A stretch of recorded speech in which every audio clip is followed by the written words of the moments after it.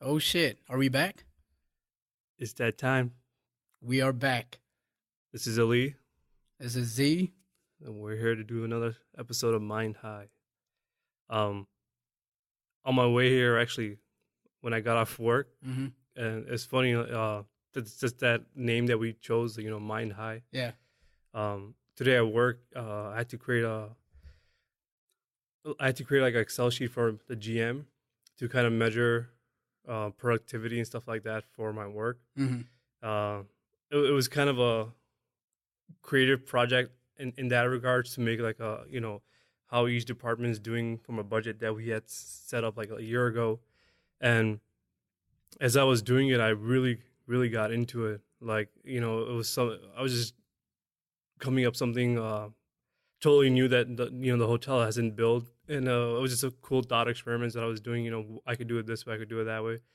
And the high that I got from that shit, man, it was freaking amazing. I started it around like after lunch, Mm-hmm. and as soon as I was supposed to do something simple, and I took it to another level of detail, and like just to put more stats and stuff like that. So it got me thinking. It's cool how random things can get you high on things. Like at work, I didn't want to leave. I wanted to finish this thing right there and then, and just run to my boss and show him, hey, look, man, look what I made. I think this could be a cool tool, for all of the companies to use and whatnot. But it's interesting how simple thing like that can get you in a flow state, and then I was just about to say that. and then you're just in a rhythm, and Yeah. if you stop, you might lose a lot of the good ideas and Right. whatnot.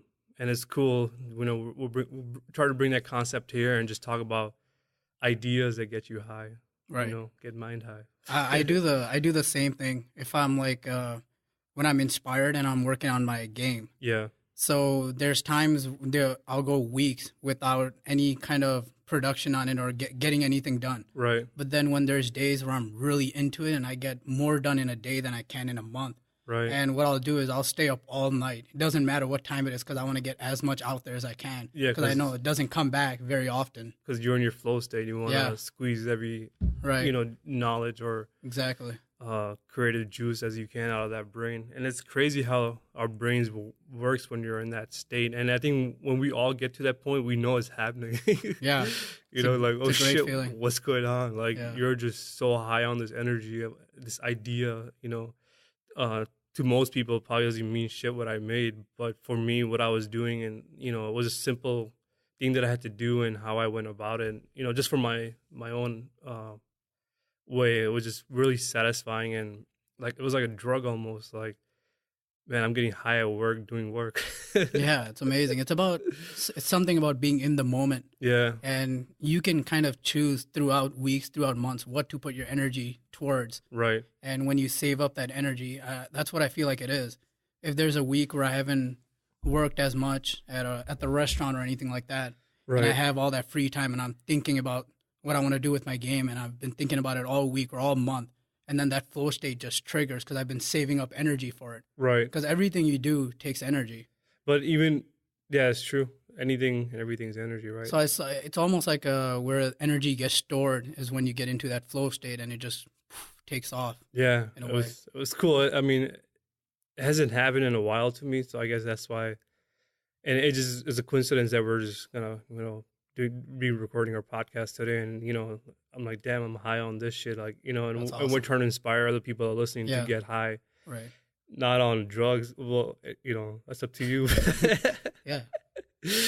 But like get high on knowledge, Yeah. and little things like, even I'm sure people that like to cook, when you're in that zone and you're cooking, and you got your ingredients out, and it could be whatever. Could be anything. Yeah. Yeah, you're just in that state, and nothing can stop you. You're gonna, and like one thing leads to another, and like, well, wait, maybe I could do this, I can do that, and you can do this.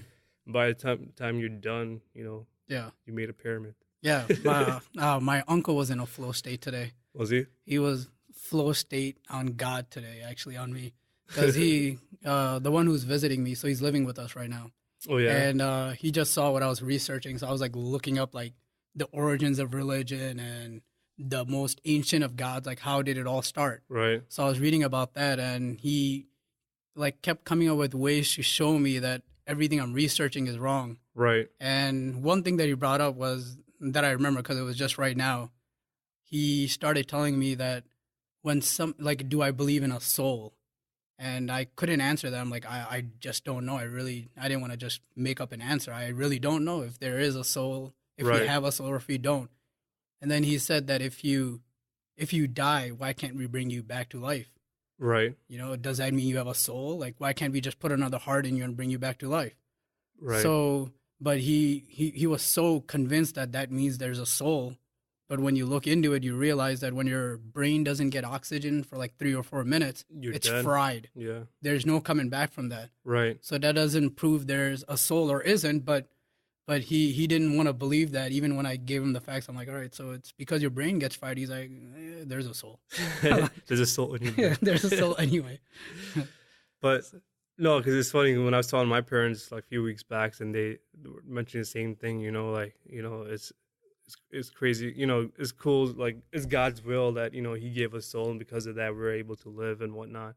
But then it goes back to, we do heart transplants, right? We just rip another guy's heart out and put a new or either fake heart or whatever. While they're doing the heart transplant, they put a fake heart that keeps pumping and keeps your engine going. So at what point, hearts is just as important as the brain. If we can completely take that out and put a fake one in and keep that shit pumping, then replace it with a new one.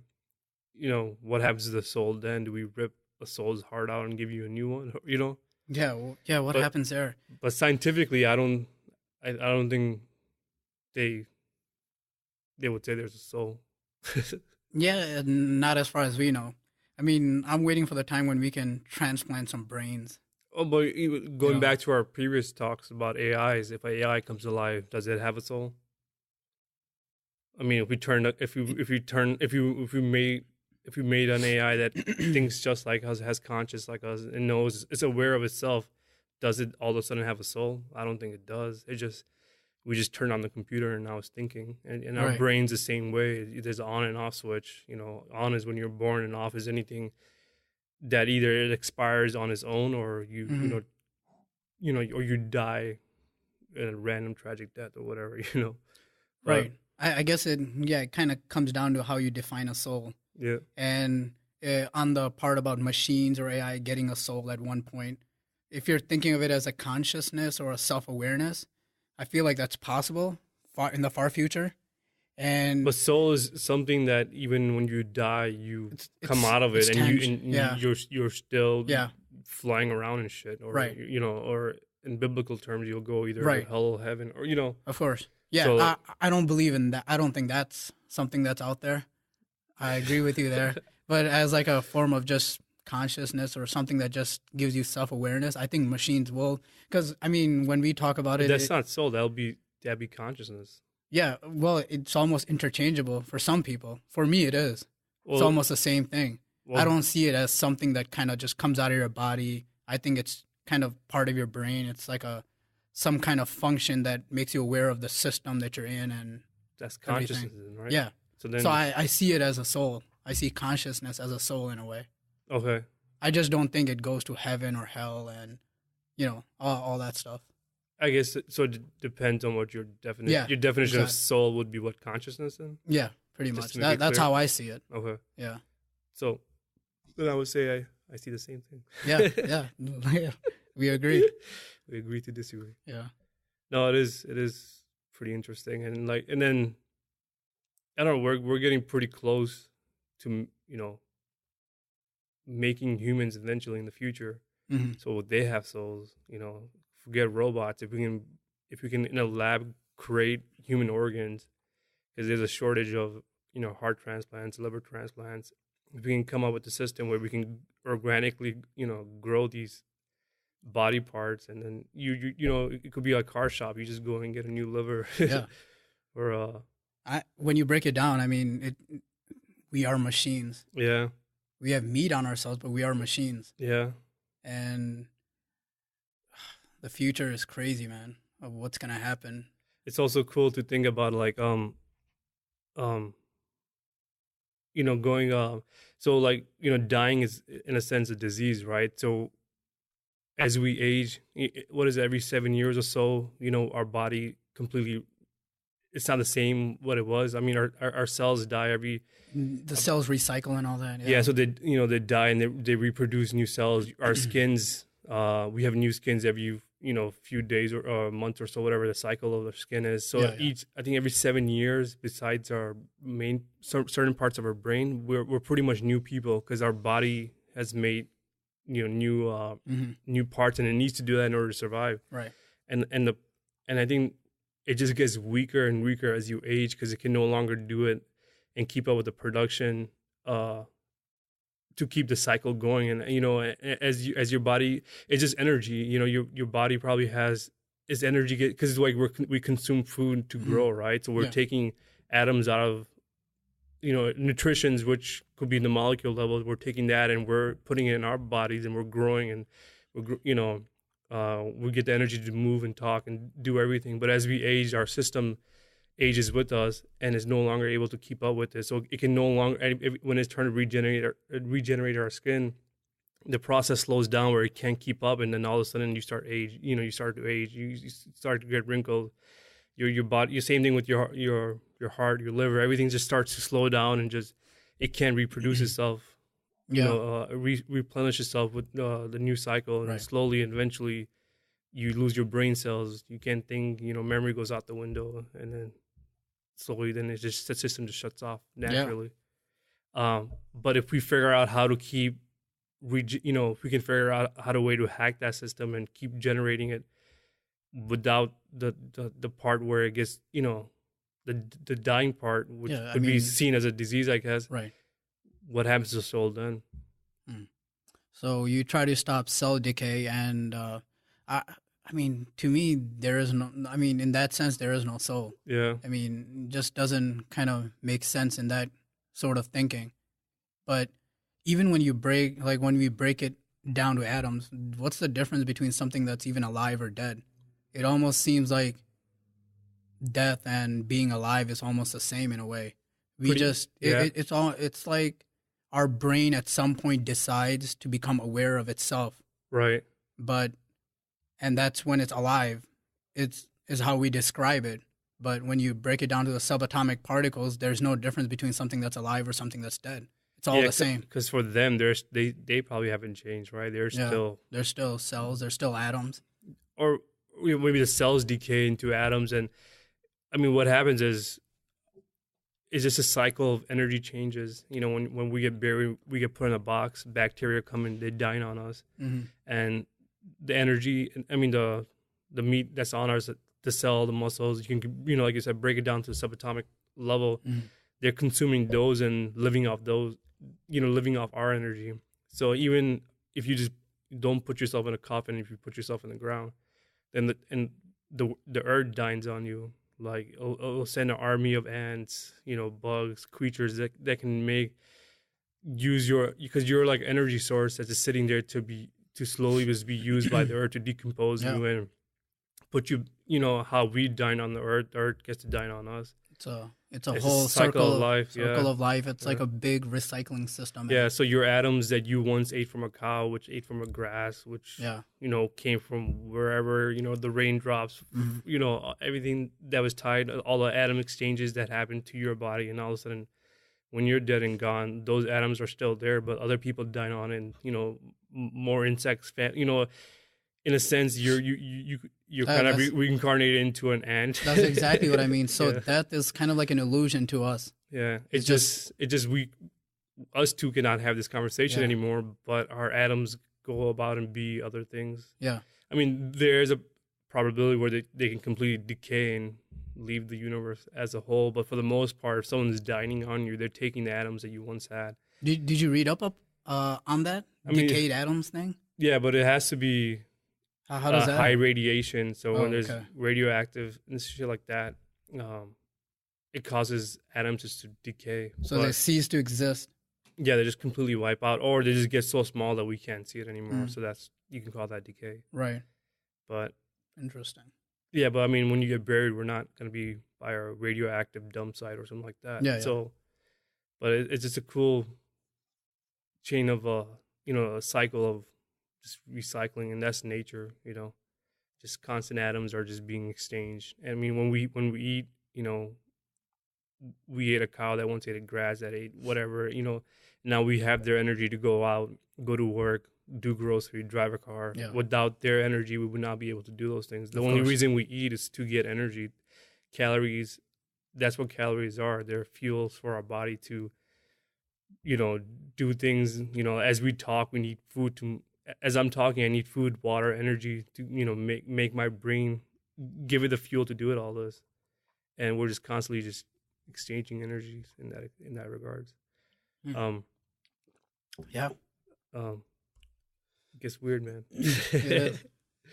But going back to going back to the whole soul thing, I guess it's also interesting to look at the roots of where this all began. The roots of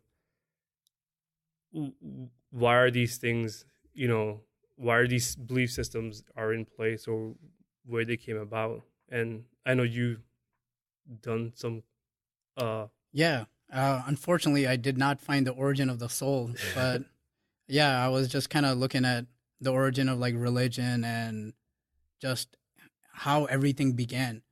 So what I looked at was ancient Sumeria, which Right. is like Mesopotamia, and it's like present day southern Iraq. Right. So that's as far back as we can go historically, because they were the ones that invented the first form of writing, Right. and in which they used, it's called a cuneiform writing, and it's the earliest known writing form, and it's like a language of like symbols and pictographs. Similar to kind of hieroglyphics. Yeah, similar, but even more rudimentary, even before that. Right. So you're talking about a time. So when they started writing all this stuff down is like 5,500 BC. So we're talking 8,000 years ago. Okay. But this civilization probably existed close to 12,000 years ago. It's just that they learned to record and write their things about 5,500 BC. So, like today, we're kind of to lay the ground. We're just trying to focus on ancient civilizations and how that kind of ties to everything. It's funny how you say what 5,500 BC. Mm-hmm. So, and I guess as I was doing my research, it's interesting to know how.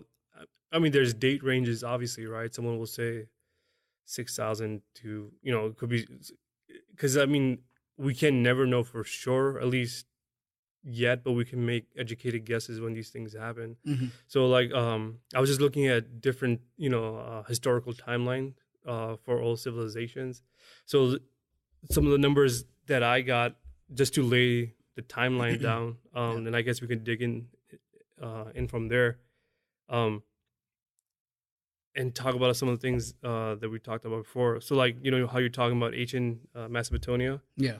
So like from the timeline that I was looking at, they dated to be like 3,500 BC to 350 BC. Yeah. But with new findings and whatnot, people are saying that they should be pushed back further. Yeah. That's right. So then from there, ancient India comes to us around. Egypt comes to us around like 3,000 BC to 300 BC. Yeah. It lasted about then. So Mesopotamia came slightly before in our current understanding of the history. Then ancient India comes to us around 2,800 BC to 500 AD. Ancient China comes to us 1,800 BC to 200 AD. Yeah. Ancient Greek started 800 BC to 146 BC. Then ancient Rome shortly after 750 BC. And then the Mayans 250 AD. And the Mongolians, which I thought were pretty old, come to us 1,206 AD. Yeah, that's the most recent. Yeah. And do you kind of want to explain how BC and AD were? Before Christ, of course. Yeah. Oh, yeah. So it used to call before. BC means before Christ, and AD meant like after his passing. No, or it starts with amino, demai or something like that. It means like so BC is like the concept is before Christ, and AD is age of light after Christ had passed. Right.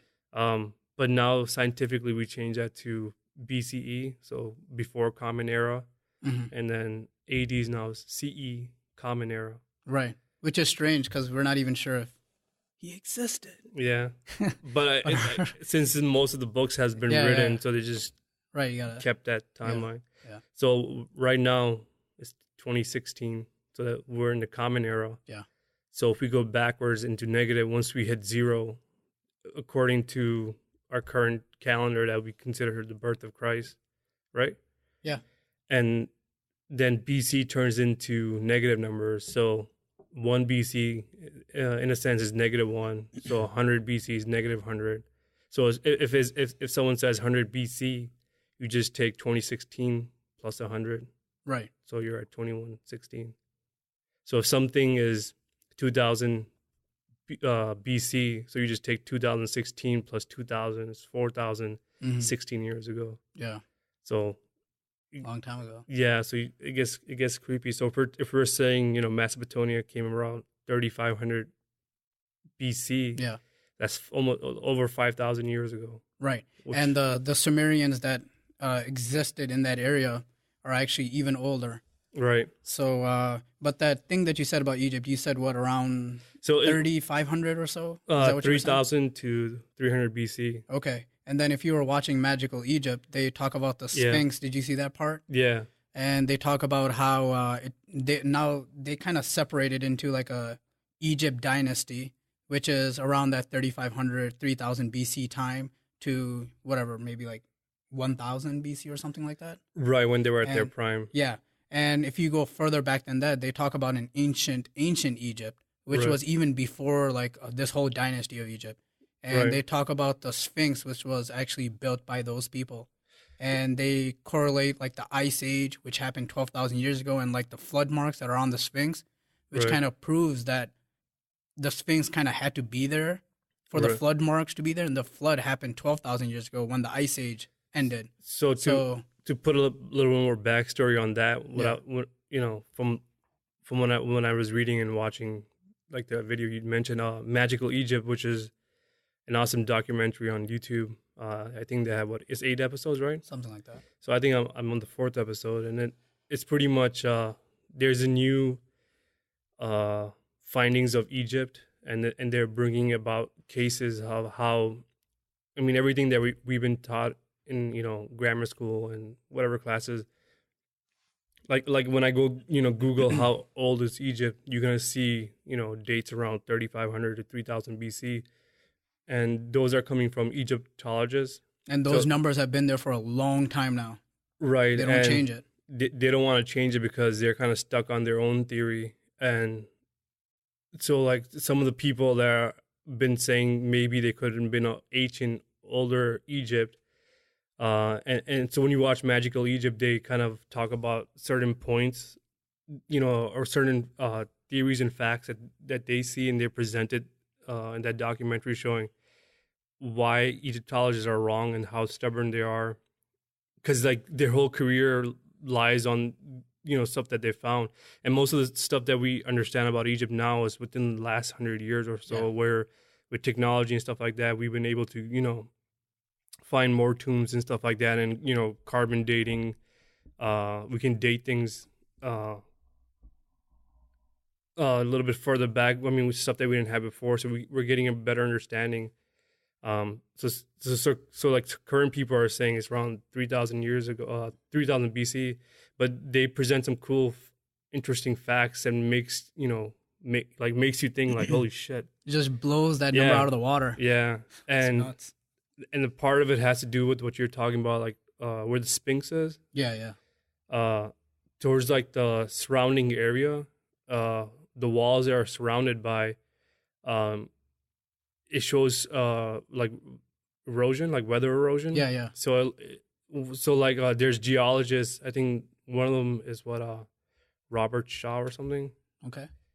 I think that's his name. Yeah. If I can recall correctly from the documentary. So when he was looking at the rocks right next to the Sphinx, he and the Sphinx we also say it's around 3,000 BC. Yeah. But the new people like John Anthony West and what's the other guy's name? Graham Hancock. Yeah. And there's few other people are saying that the Sphinx is a lot older than the pyramids themselves. Yeah. and the reason being is because the rock that is surrounded by has it looks like has erosion from water Yeah. and from raining water, because those walls would not cave the way they do if it wasn't for rain. And Egypt in that area has not seen water. At least if you say the Sphinx is in 3000 BC, it, you know, uh, from a geologist perception, expertise, it would say it didn't rain in this area until like 10,000 Yeah. to 12,000 years ago, or around the ice age, like you were saying. Mm-hmm. So if this, from his findings, if it is based on like erosion from water, then the Sphinx has to be around, it has to be anywhere from 10. It can go back crazy back as 10,500 BC Mm-hmm. to 7,000 BC. So that's still that's still adding 4 to like 7 more thousand years adding into the timeline that we don't know about. And so the question becomes, what happened to that old civilization? Yeah. It's Great creepy. Flood, or no, probably not the Great Flood, not over there. But yeah, what happened to it? And did they have like a form of writing? No, So what they said is it could be a form of comet, there, because the Earth was stuck with comets a lot, and then also like the ending of Ice Age could have been some natural disaster that we don't know of, and they're trying to figure out what it is, but could be theories as a comet. How what happened to the dinosaurs? Small comet could have just disturbed that whole area, Right. where it just went completely. That whole civilization just disappeared. And other cool that they talk about is like when you look at the pyramids, they show you, everyone knows the famous 3 pyramids, right? The Great Pyramid of Giza, Mm-hmm. but there's I was looking up, there's 138 pyramids alone in Egypt, but we only learn about the main 3, and those 3 are to be dated the first ones to come. When they date these pyramids, those are the early pyramids, and every other pyramid, other 135 pyramids came after. Mm-hmm. So then they make up good points, like the technology, the mathematics, the science, the physics, the understanding of mathematics and all that was so advanced that they have never seen it in any other civilization.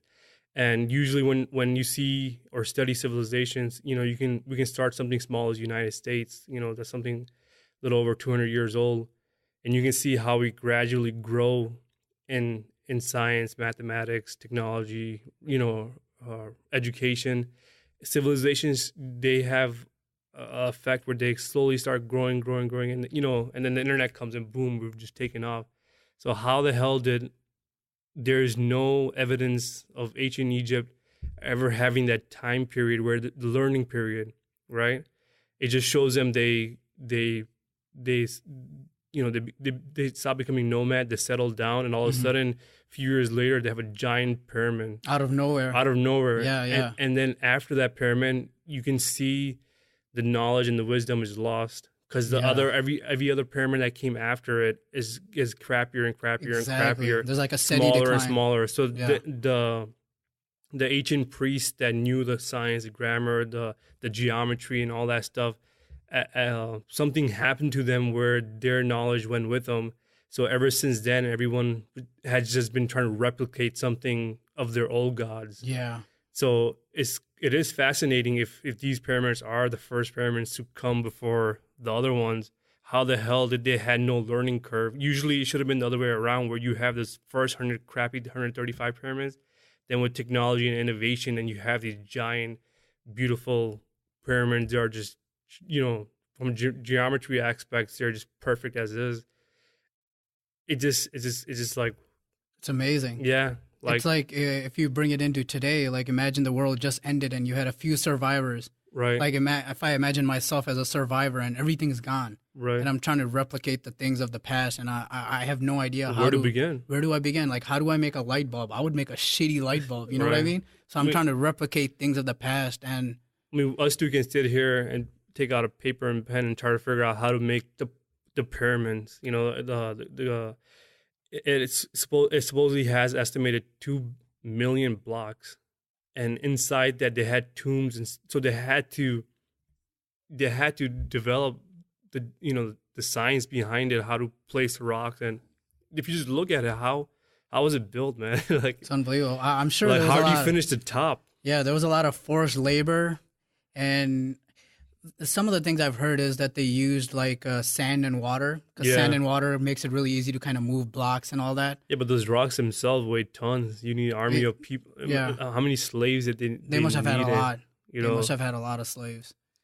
Forced labor was something that was really big in ancient Egypt yeah, and it's Sumerian cheap. religion. You just Yeah, breed them and yeah, feed them, and they, it was like give them. Chinese labor, Yeah, ancient Egypt. But like another thing that I was looking at, so just kind of looking at ancient Egypt, which is one of the most fascinating histories of anything. right, So I was trying to figure out like how their gods came to be, because right, they have so many of them. right, So just to kind of give you an idea, in not even in ancient Egypt, and just Egypt today, temperatures like reach 130 degrees right. Fahrenheit during the day. And obviously it's a desert, so nothing ever grows in the hostile desert. But for some reason, 5,000 years ago, that we're talking about, civilization it just sprang up and it did so many wonderful things. Right. Like, how did that happen? And obviously the Nile River, Yeah. right? So you have a desert where nothing grows, and then you have the Nile River on one side. So the whole idea is like Egypt is like one of the most unique places in the world, Mm-hmm. because you get to see desert on one side, Yeah. and you've got the beautiful Nile River, which is giving life to everything on one side, Yeah. right? So when you're living in the desert like that and it never rains, you can kind of put yourself in the shoes of an ancient Egyptian or people living in the desert.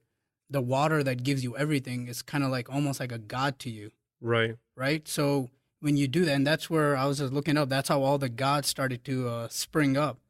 The But first god they had was a water god named Hapi, and the other god which kind of worked with that was the sun god Ra, which is probably yeah. the most popular god of the ancient Egyptians. And it's funny that one of the things that they feared the most was that every night when when the sun set, Right. they would fear that, oh my God, would it rise again? So they used to have crazy rituals, hoping that it would rise every day. Because they're not sure like why Yeah. it's just setting. Right. They had no Yeah. idea. What is it doing? It's going away. Is it going to come back? Right. Have And you upset the gods or yeah, something like that? right. So that's where all the crazy rituals came. But it's really fascinating to see how their gods started. So first they had a water god, and then the second god that came was the sun god, and it just makes so much sense in their And origin story. yeah, I mean, it depends on what civilization you look at. There, once you don't understand why it works or what's causing it or what's, why, like, talking about the sun. If the sun goes down, what happens to it? Like, do we, so then you start placing things with ideologies of like, it has to be a god. There's Yeah. some force of, I mean, back then to men, like, if they don't find food, or if they're going hungry, if they get, if their clan or whatever gets a disease and half of them wipe out, they can't explain why these things are happening. Why are they, why nature is constantly trying to kill them. Yeah. Why there's like, depending on where they are, there's wolves or animals or lions or whatever trying to hunt them. At the same time they're trying to hunt other preys, and they're trying to survive. And then you start praying to things, and Yeah. anything that like a river all of a sudden shows up. Oh, this is a gift from the gods. We need it. We're about to die, and we've been walking for days. We couldn't find the water, and here's Right. this river. This has to be. We done something right to please whatever this force of nature is. We made them happy. Let's keep doing this. Let's do these rituals and dances at night. When the sun goes down, let's pray to the sun god and tell him how much we appreciate him. We're thankful for him. We're gonna sacrifice for him, so he can come up tomorrow morning, Yeah. and then Yeah. we can have light to go hunt. So if we're farming, why are these wolves constantly attacking my cattle? It's like, so then you do rituals where you sacrifice a cow, so like these other animals don't attack your cattle, and so forth. So I feel like the roots of everything is when we can, in the past when they couldn't explain nature, it had to be some force of God, or His that will. makes complete sense. So Yeah. and then you going back to Egypt and some of the other gods that they really believed on were stars. Yeah. It gets crazy how, I mean, right now us two will go out and we'll look up at a night sky. We don't know what we're looking at, but these ancients knew the calendar year, like when these stars, based on what summer and winter, solstice, what stars will be facing, this way and that way. And they were just so far advanced that all they did was look up at the night sky. And to them, that was the afterlife. So another theories are like, if you go to like the three big pyramids of Giza, where the tombs are supposed to be. Well, some people say it's not really a tomb; it's more of a gateway to afterlife. That's what Graham, Like a Hancock, temple sort of thing. yeah, because it was also interesting on the Great Pyramid of Giza doesn't has any hieroglyphics inside it. It's just plain. Really? Yeah, compared to all the other ones where it has all this beautiful artwork, it has nothing, no symbols or nothing at all. It's weird, right? It is weird.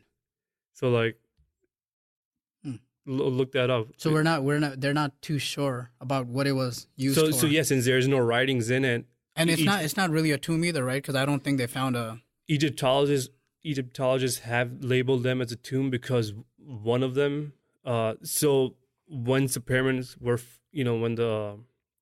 when people found an entrance to it and there's different tombs and whatnot inside it, one of the rooms, people back in the day, I'm talking about like a couple hundred years ago, starting from then, people with money, if they paid, they would get access to this higher room that you had to pay for, and everyone would graffiti their name and their dates. So there's a lot of that stuff on there, and that's the only room that has a name. I think it was Khufu's name. I could be wrong, but it has his name inside the area where all the other names are graffitied. So just based on that tag alone, they call it a tomb. And the other people that are saying that Egypt's a lot older are saying, how can you just base it off this one sign where the entire pyramid has no writing or whatsoever? This could be done by someone a lot later on. So it could have been a different era. What kind of pharaoh would just put only one small tag of his name? And it's probably big as your laptop. Yeah. He built something this crazy, and all of a sudden he just puts this very small writing of his name. That makes no sense. Why Strange. But usually all pharaohs just tag the hell out of their story and their gods and whatnot. So are they saying this might have been done by the same people that did the Sphinx? We're talking about Egyptians from a different age. Yeah, they're saying it could be around 10,000 BC years old, around the same time as the Sphinx. Oh, but then it gets interesting where that theory comes from. Have you ever seen what's it called? Leo's constellation? Like what that looks like? Not quite, no. Let me pull it up. And okay. Those for home, just Google shit, I lost my wording. Google Leo's star constellation, right? And wait, yeah, let me pull it up in my internet. So when you look at this thing, it just gets really interesting. So let me show this to you real quick. So when you look at this star, hold on, here it is. What does this look like? Oh, it's kind of like a horse. Well, it's called Leo for lion. Yeah. What is a Sphinx? It's a lion, right? Yeah. So it's this star constellation is in the shape of a lion. It's been known, even in the Greeks and stuff like that. They always, I mean, obviously even right now, it's known as a lion. So, because that looks like the head and the body, and that's just a lion just sitting down. Completely. So where the second theory that ties into the Sphinx being around the 10,000 BC era is that the face of the Sphinx, the face that is the area that is facing, at the night sky, the constellation is not there until you go back to 10,000 BC. Oh, because like back then, because like the how the way the Earth is spinning in the orbit and whatnot. The constellations. I mean, we still see these, but they're not the same way. They moved around because based on the Earth's orbit around the sun and so forth. So, but there's these. I forgot what the software was called. Like something like the Google Sky Map. Yeah. You know how when you put in your location, it shows you all the star constellations around you.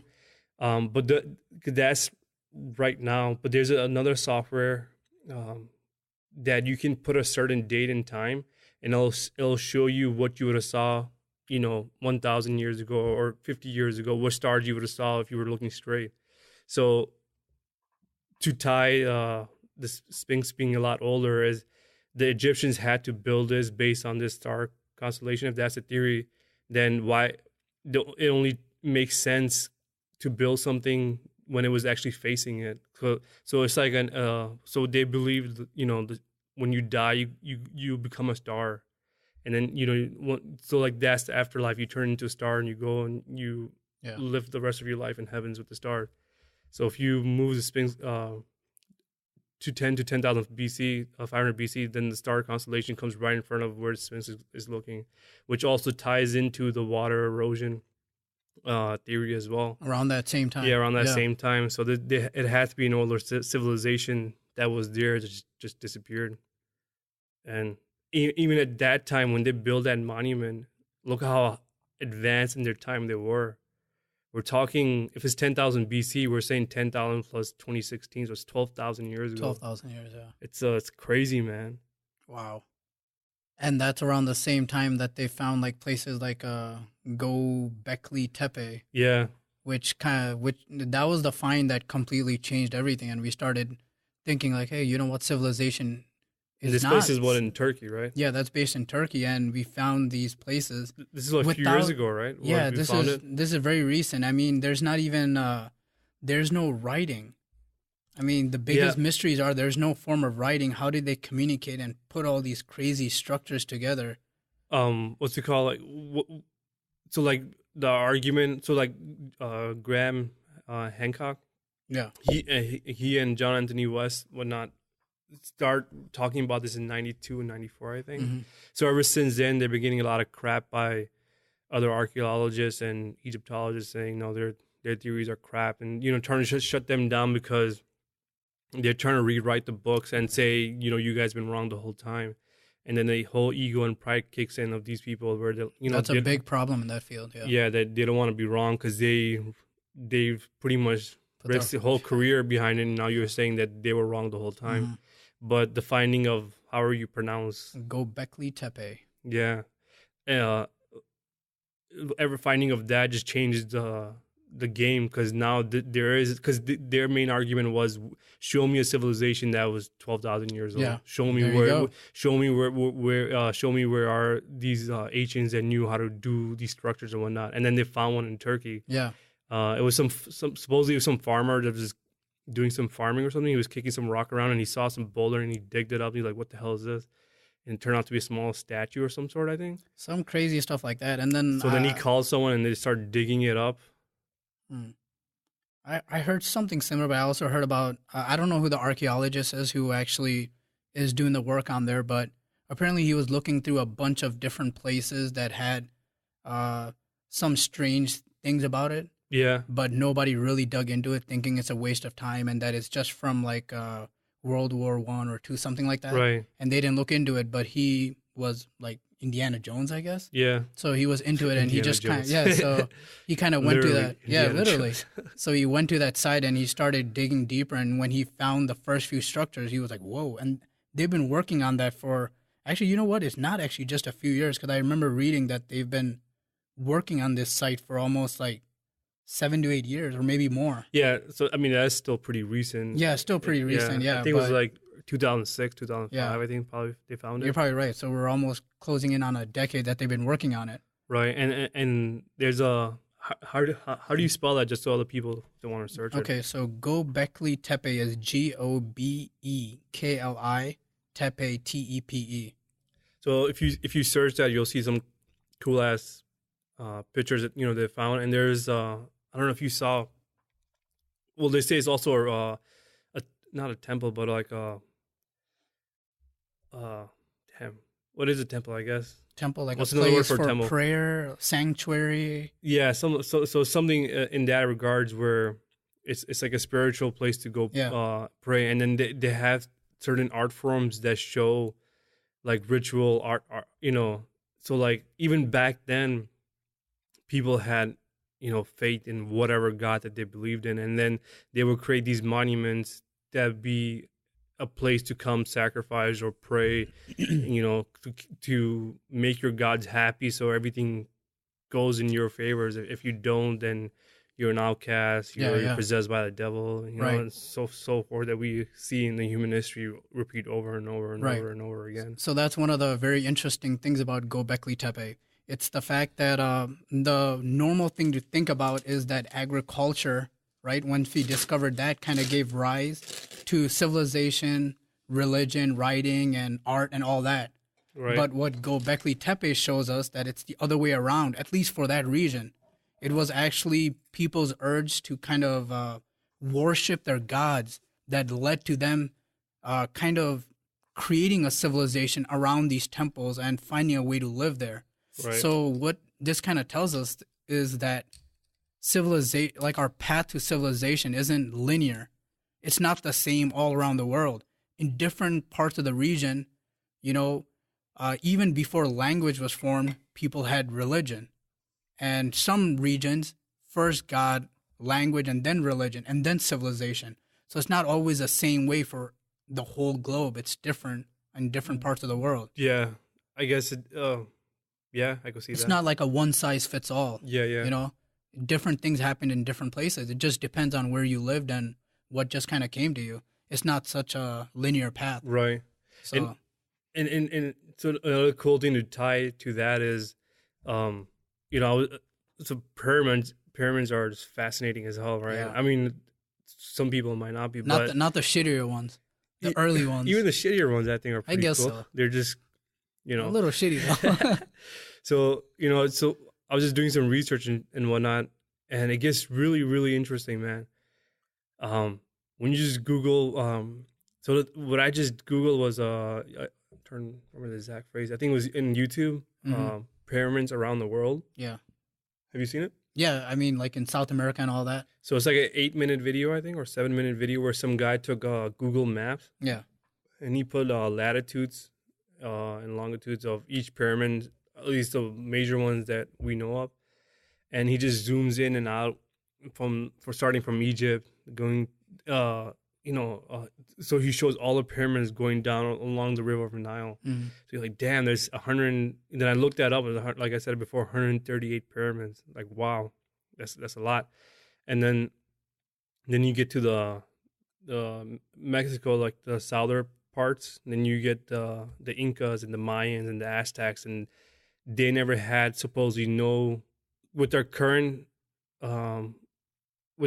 theory, they never had any contact to talk about, or exchange any ideas or Yeah. religions. That's fast. With the current timeline, if we go with what the current archaeologists are saying, Yeah. so supposedly they never met, but for some odd reason they built pyramids there as well. Yeah. And then it gets even weirder. But they're a little different, right? Because the ones like the Incan and Mayan pyramids are more like step pyramids, which are still fascinating, but Yeah. they don't have that incredible mathematical smoothness that the Egyptian pyramids What's have. the pyramid Chinchinzi, whatever, I can't pronounce it. Yeah, I have no idea. Chuchunaga or something, I think. Chinchinzi, whatever. Something. My pronunciation Cha cha is cha. horrible. But that pyramid, it just as beautiful as the Great Pyramid in a sense, because there are step pyramids. So the way they build it is they have stairs coming from 4 sides, right? And each stairs, the steps are 91 steps. Mhm. So 91 times 4 is 365, Yeah, yeah. or 364 days in a year. Right. So that whole pyramid is also built on looking up at the stars and gazing about. They also believe the stars were the afterlife and all that stuff lied there. So that whole pyramid is built on the sun and the stars. So the way that the steps are built is where the sun aligns with I think the summer and winter's solstice. When Yeah. the sun comes up, it aligns with exactly how where the sunrise comes. I think I forgot the date, but it matches those steps. It's unbelievable. They use like in some pyramids, they even use the windows where the sun goes through and it just reflects off different structures, and you just know what time of the year it is. I'm gonna try to find this picture and I'll send it to you. So like the same pyramid I'm talking about. So once I think it's once a year. Yeah, when the way the certain angle that the sun rises, it aligns with the pyramid in a way where the side of the pyramid has a shadow. And what that shadow creates is it's like a step light. So like since it is a step pyramid, it kind of creates a zigzag light where the sun's hitting like the pyramid.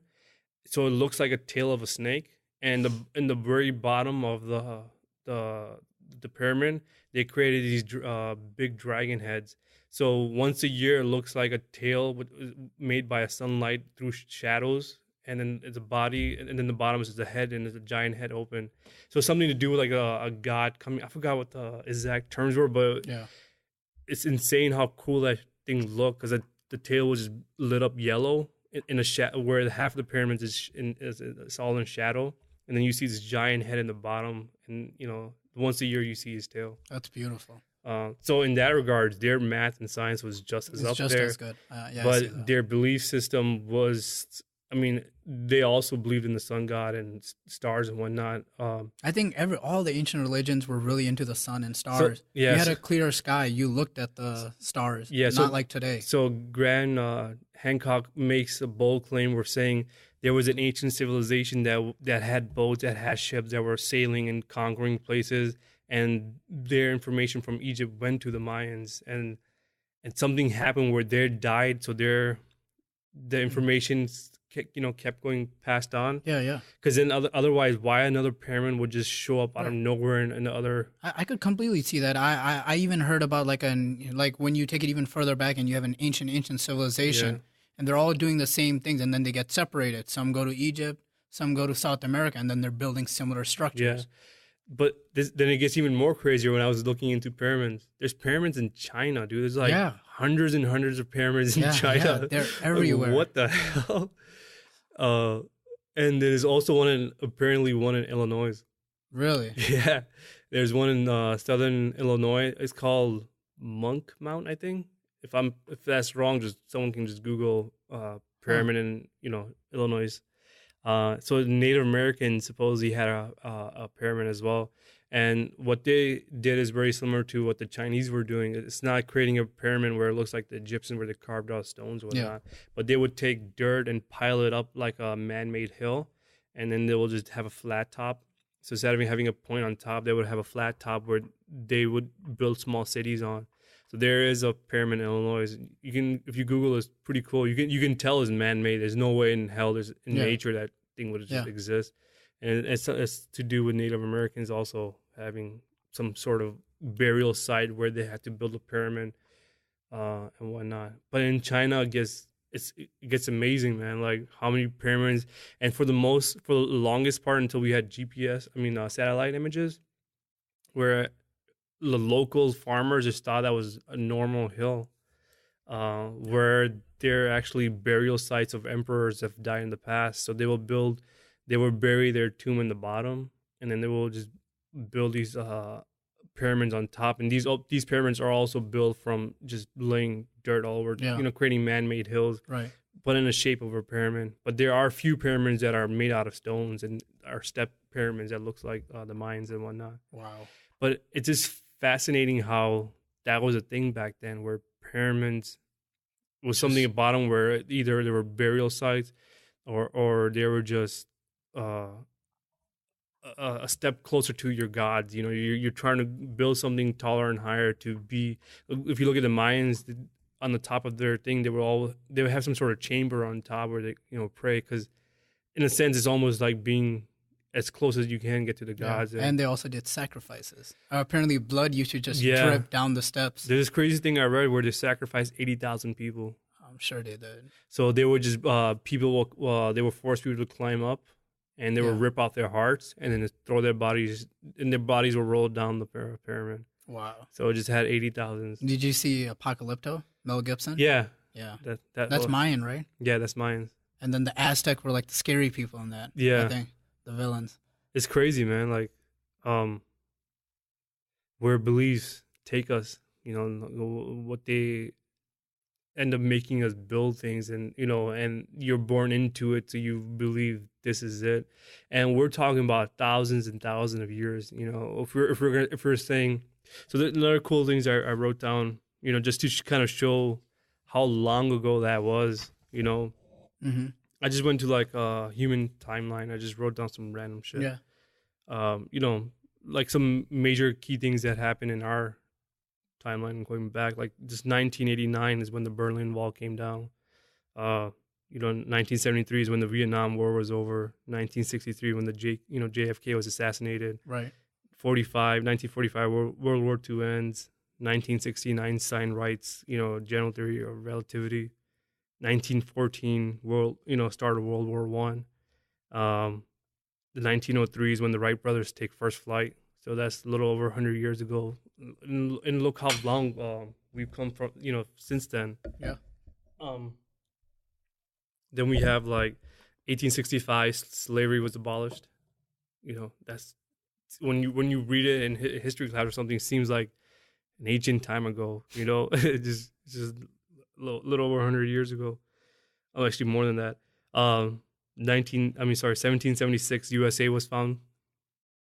It seems like a long time ago. 250 years or something. Yeah. And the Egyptians lasted thousands of years. Yeah. So US has been around for over 250 years. We're talking about Egyptian civilization. Even if you take current, dating. Yeah. Forget about the ancient ones. Yeah. 3000 BC to 500 BC. That's, 20. That's a long time. That's a long ass time that they've been around. And wow.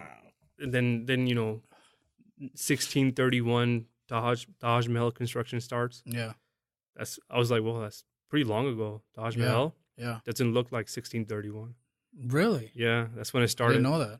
Yes. I was like, what the hell? Wow. I thought it was like maybe less than 100 years or something. Yeah, I thought it was like not 100, like at least 200 years ago. Yeah, that's what I thought. But 1631, like wow. Yeah. It's impressive.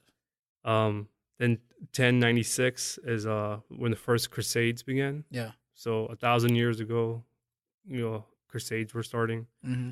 1632, Prophet Muhammad dies. And then 0 obviously started Christ. And then you go backwards and then you get the ancient civilizations that we talked about. And this is like everything you just said, that's just modern time. Yeah, the Western civilization started, I didn't write it down, but right around like 1480, I think, or something. Yeah. Or maybe a little bit earlier than that. Right. So that's the current civilization that we're in, the Western civilization.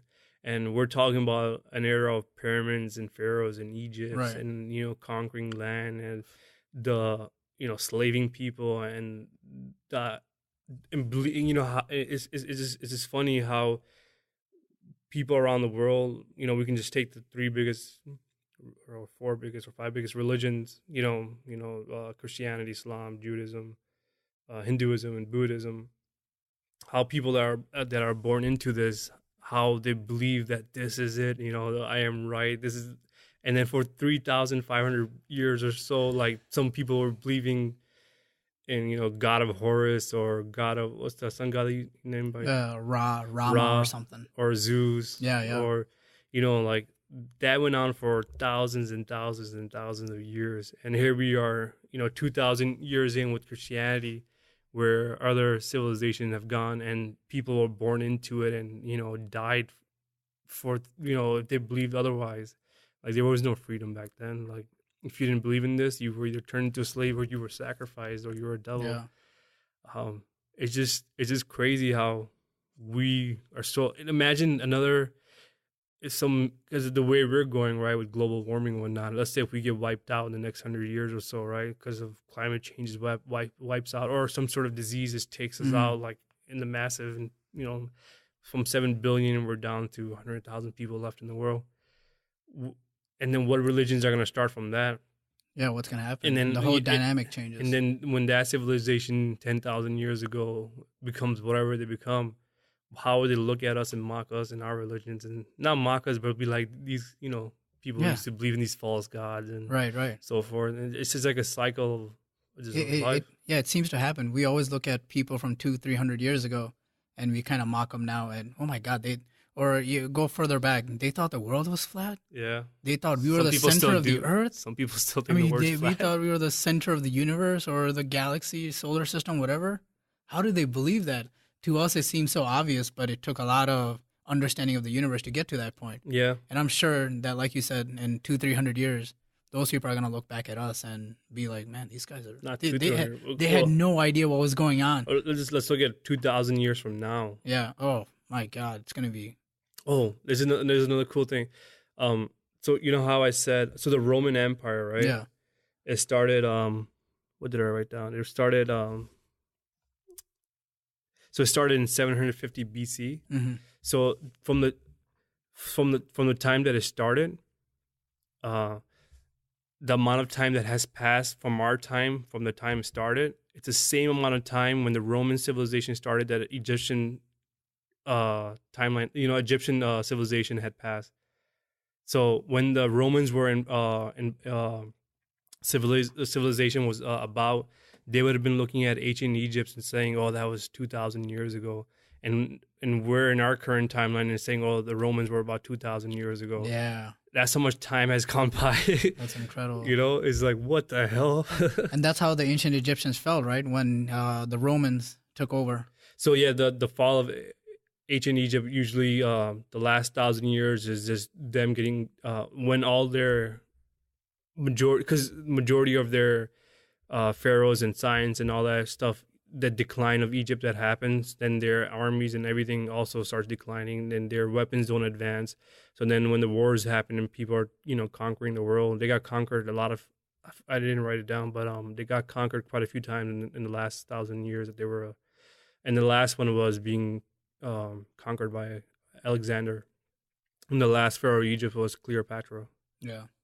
And then completely they were taken over by, I forgot what civilizations after that. Mm-hmm. So the Romans took over, and then whenever the Roman fell, then I don't know what came of them. Mm. And then mostly at that point, everything was lost.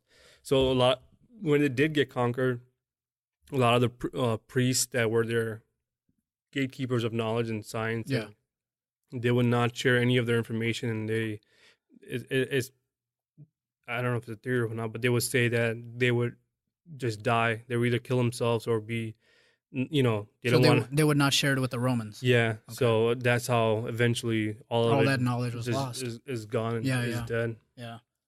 And talking about knowledge, like, I don't know, in Magical Egypt, did you see the part, or do you remember the part where John Anthony West was talking about, there was, there's a certain stone called porphyry. I think that's how you pronounce it, porphyry. Okay. So like he says, like, from a hardness index. So diamond being the hardest, subject thing to carve or whatever. Its index is from 1 to 10 a 10. That's the hardest stone that there is. Steel vial, whatever he called it, or something like steel comes around the hardness of 6, and then porphyry is higher than that. So they made pots out of these. So there's a stone, and he's saying that even our current sculptors cannot sculpt what they sculpt back then. And if you look at Google, like, Egyptian porphyry pots, they look like giant vases where they have hollow necks on top, and they're like, how the heck did they hollow out the inside where the neck is just few inches across? You know when you see a flower vase where it has a neck on top, and then it curves out to a heart shape and gets bigger. So they use it for storing water or whatever. But the rock that they used, he's saying, if you look at it from from the mathematics side and geometry and all that, from that side, it's so equal and symmetrical on both sides that they were able to do something that we can't do now with our current technology. Some of the statues from the earlier time period of the first dynasty or whatever, the pyramids, he shows sculptures that were sculpted in this stone that our current sculptors cannot do. And how did they do that without machinery? Yeah, and the finish that they put on it, where when you see it in the light, it just glows, like the way the light reflects. They put some sort of finish on it where it glows on it. But the way they sculpted is statues is so hard that we don't have the current tools to do the things that they've done. And that knowledge went out the window. There's only two answers to that. One is God. Or aliens. Second is magic. And third is aliens. Yeah, there's theories about aliens coming down and giving them the knowledge. But then you kind of take all that, you kind of take away all the work that the ancient Egyptians did, and you're like, oh, just aliens did it. It's almost like the God answer to me. It's like a cop-out. Yeah. But when you can't explain something. Right. And you kind of put in God or aliens. But it is fascinating that you don't find the tools that could have done it. You find the object, but you don't find the tools and the means to do it. So it is. So he talks right as soon as he's done explaining about those pots and sculptures. He's like, when we found these, or the area that they were found, the tools around them were just basic tools that we've seen in other civilizations that were up and coming. And he's like, there's no way with those current things, and just by the room you can tell, how smart these people were, where they fell on that scale. They just had fishing hooks and small like hammers to edge out things and whatnot. To sculpt something like this, a statue in a pot with this current stone, you need you need a crazier, more equipment that they haven't found yet. So he was saying maybe this was from the first civilization from 10,000 years ago where they had that knowledge. And this thing is indestructible because it's so hard. It's a rock. The only way you can destroy it if you like forcefully threw it on the floor and then, it'll crack or something. Oh, yeah, that makes sense. So he's saying that if you look at the stone now, you can't tell that it was made, even with the current timeline, it was made 3,500 BC. You'll look at him like that's fairly new. It's been around. And I'm assuming because of the way the stone is, like you're saying, it's really hard. So it's hard to kind of carbon date it too, then, right? Because it's not really getting carbon dated or whatever. Yeah. So he's saying maybe these are the leftover pots and sculptures from the very first civilization 10,000 years ago. And the tools that were used to do it 12,000 years ago. Right. And the tools that were used to do it are kind of gone and they've eroded with time, but this stuff is still there. Yeah. So whatever. That's a good theory. It was either a flood or was either was some sort of whatever devastation thing that happened that just took them all out. These pots survived, but the tools and stuff like that eroded. And then when you think about it, from 10,000 BC or 12,000 BC to 3,000 BC, it's a long, long time. Those tools will just decay and erode and get lost in time. And these pots somehow could probably have survived. And then the few people that did survive took these things, and they've been just being passed down from the ancients, So it's crazy that there was one civilization that was ahead of its time. And let's say if they were there and this natural whatever thing that took them out, if that didn't happen, how the human timeline would have changed. Will we even have internet? Just simple thing like that would not made us have a space program, not have Einstein's not born. So like we could have either put us way ahead or could have kept us in that, where we would be if that hadn't happened. Hopefully really far ahead. Do you remember them talking also about the fact that if an apocalyptic event happened today, to us right now, in say like 8,000 years, you would still be able to see the pyramids because they're made out of stone. Yeah. Whereas our buildings made out of steel and everything would have eroded and corroded and been gone. Shit. And that's crazy. You'd be looking at it and you would, like if an alien race came down, say maybe 10,000 years from now, they would still kind of be able to make out the pyramids. Wow. Or something that's made out of stone. Yeah. And they unless they really dig deep into the surface, might not even know that we existed. Yeah. Whereas we're a lot more modern than they are. So it's crazy. Let's just think about it for a second. Yeah.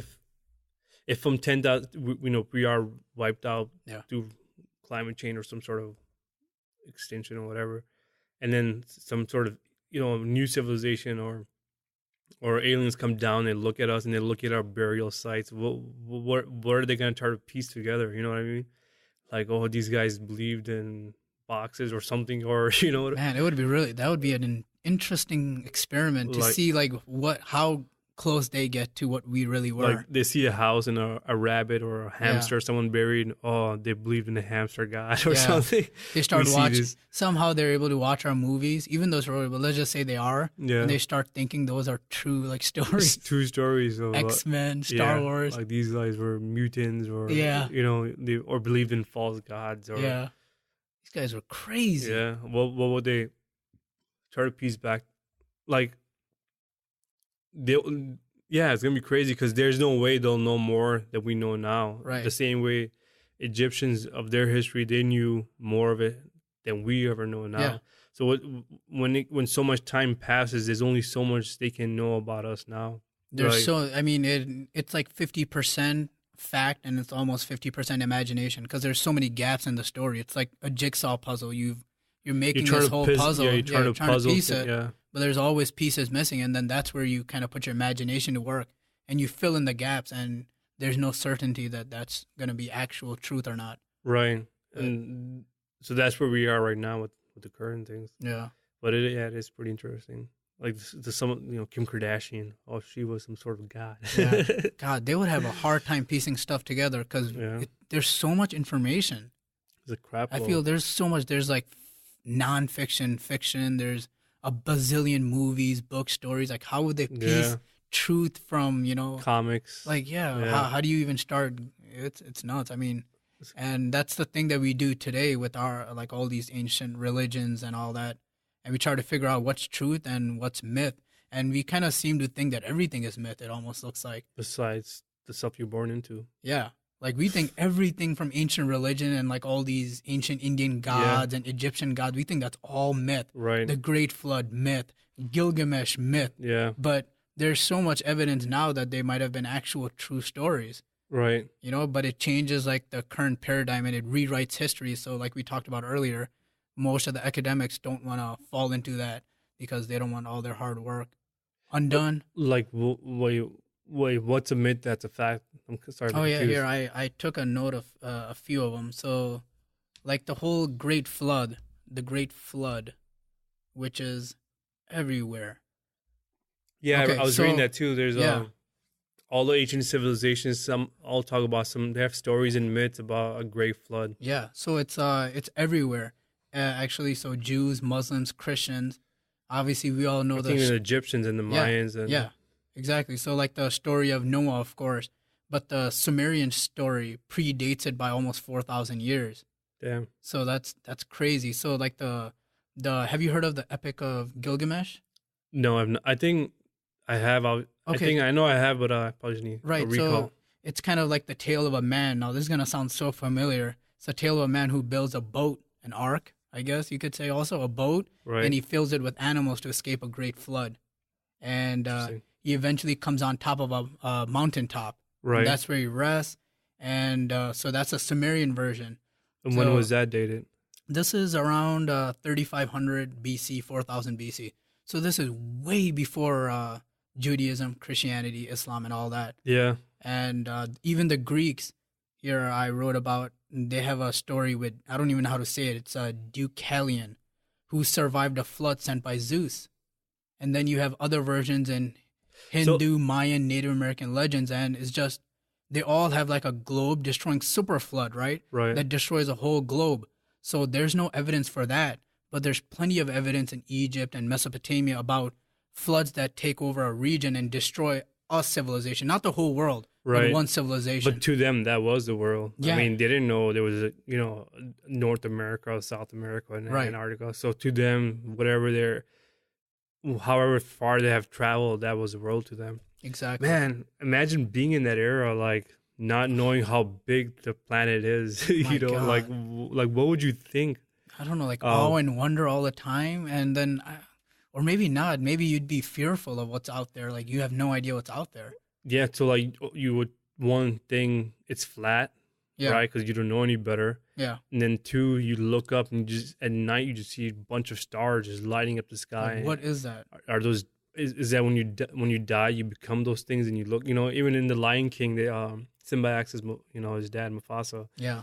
What are those stars? And he says, that's that's where we go when we die. You know, Yeah. those are the ancients looking down back on us. Right. And that And that story, you'll be one of them yeah. soon. And then Yeah. once I'm gone in the near future, I'm gonna be up there looking down on you. And then they do show that scene. I don't know if you recall Yeah. where he comes back from the clouds and And, he's talking. yeah, I love that. And how did that make you feel? It made, like, for me, it made me feel like comfort, Yeah. you know? It's just so. I mean, it's very.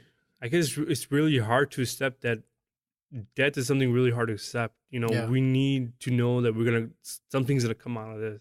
Like, I'm here, I'm getting my ass kicked by nature. Yeah. And something's gotta give, something's gotta come. I'm here for a test. I'm here. So I mean, think about it, for thousands and thousands of years, without the information that we have now, what would what would we be doing so different, right? And the fact that we've evolved and we got past that, we somehow currently we're in an illusion that this is life. You know, it's all fun and game. We gotta drive, meet up with our friends. You know, get paid. You know, time to go to a club on Friday and Saturday night, or a bar or whatever. Yeah. But back then, all you had was the stars, and you just keep Yeah. looking at those things, and you know, that's where philosophy started. That's where just people just sat around and talked, Right. and campfires and stories, and Absolutely. I mean, and then that's how the star constellations were born. You know, this looks like, oh look, that star. If you add these lines together, it looks like a lion. Or if you add that, it looks like it looks like a man hunting the Orion the hunter, or it looks like a Scorpio, or it looks like a dragon. And then you come up with these stories of gods, and you associate and you see that in every civilization. There's stories tied with stars. Everyone's just looking up and trying to understand, we're in this flat ass place, and there's these stars at night. What's the connection? You know? yeah, and your imagination runs wild, and like even for the fact, like, if we are living back then, I mean, it's absolutely true that we're all just a product of our time. Right. If you're living in 5000 BC, of course we're gonna be completely different, because we're like recorders of memories and experiences and things that we're told. Right. We're not going to be told the things we're told today. We are who we are today because of the knowledge and the things that we've learned. Yeah. So it's now. So it's fascinating. Like, you know, we've all met people that believe in a faith so heavily. You know, if you were born, like you said, 5,000 years ago, 4,000, you know, Egyptian civilization, you be believing the same stuff that they were selling you back then. That's right. So how do you associate truth from fact and just belief? You know, where do you draw that line? You're just born into a system, and you're given on day one, like certain. I mean, there's different religions have different things, but from day one, you're just pretty much told, you know, you're baptized, or you do certain rituals to associate you with that religion on day one. You know, there's a prayer done, a priest or imam or a rabbi comes and does his thing, and this is what you didn't choose that life, you didn't choose those parents, you didn't choose the time period to be born in, but whatever you're born in, you're a product of your time. Absolutely. And until somebody comes to you or some experience shows you that there is another way, Right. It's really, I can't imagine, kind of like 10 years back, I can't even imagine how I would think that there is other ways or there's other ideas. You know, it's kind of, you're like trapped inside of your own brain and your experiences. Because there's two selling points, right? I think one is afterlife. Yeah. Like, shit, yeah, of course I don't want to. Yeah. I want this to continue. Yeah. Like, I don't want this shit to end. Like, if I do die randomly, hopefully I come alive in a different, you know, heaven or whatever. That whole comfort thing again. And so, like, you buy into, okay, even if I get hit by a car, I'm gonna go somewhere, right? So that's it. You get sold on that. And two is the fear aspect. If you don't do it, the shit that's gonna happen to you, like the fire that you're gonna burn in, all that shit, right? The fear factor also gets thrown in. So I think those two things play in hand. How they don't want you to go outside that boundary because you fear the not knowing. And the people that are telling you that are the people that have been there before you.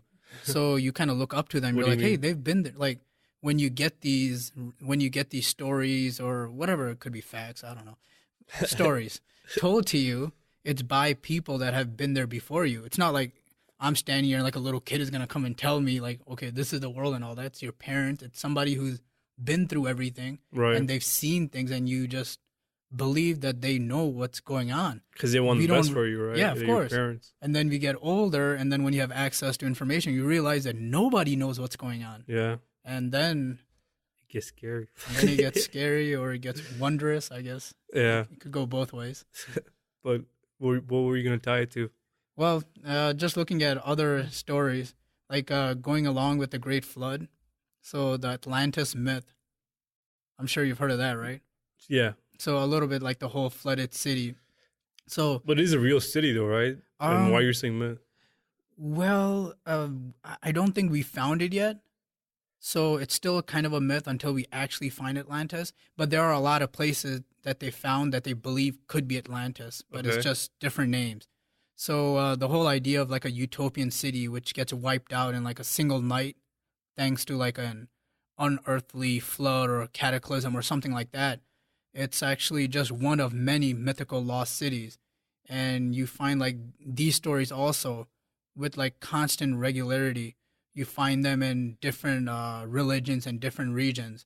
Mm-hmm. So the one that I read about was actually from the Quran, and it's about a city named Iram.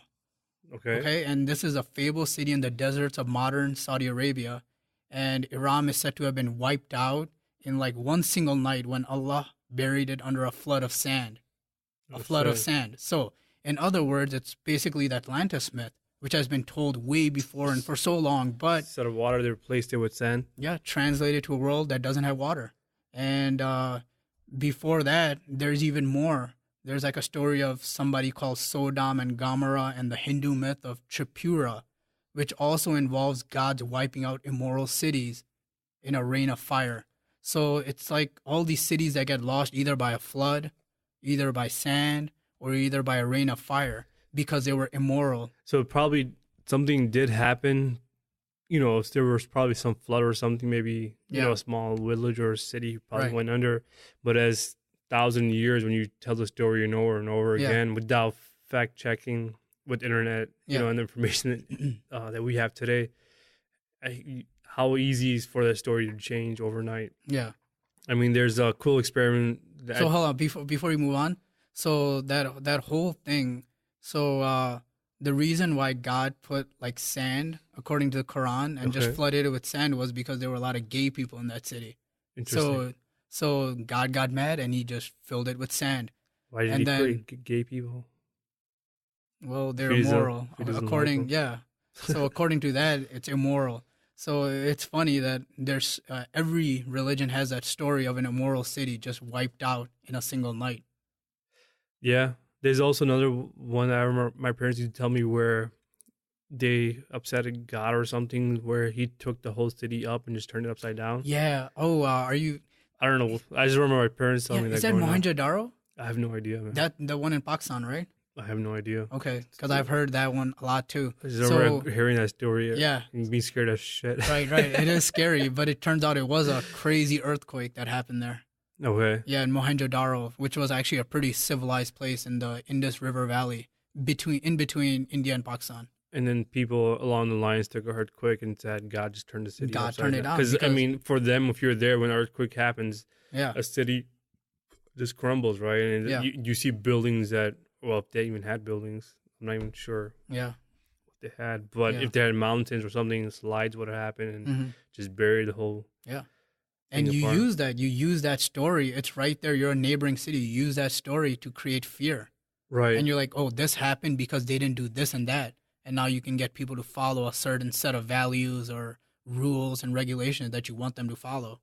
or maybe they're not trying to get you to, but it's something they probably truly believe in. That Like, could be, yeah. you know, my friends and family got wiped because we were being disobeying God. This Yeah. is all our faults as a collective group, you know, and a priest or imam would take leadership and telling and convincing people this is why this happened. Do you want this to happen again? hmm You know, I don't think it could be, but there are some assholes that want to take, Yeah, you know, control the situation just to get power. sure. But there are probably just as amount of people that can't explain what happened. They lost.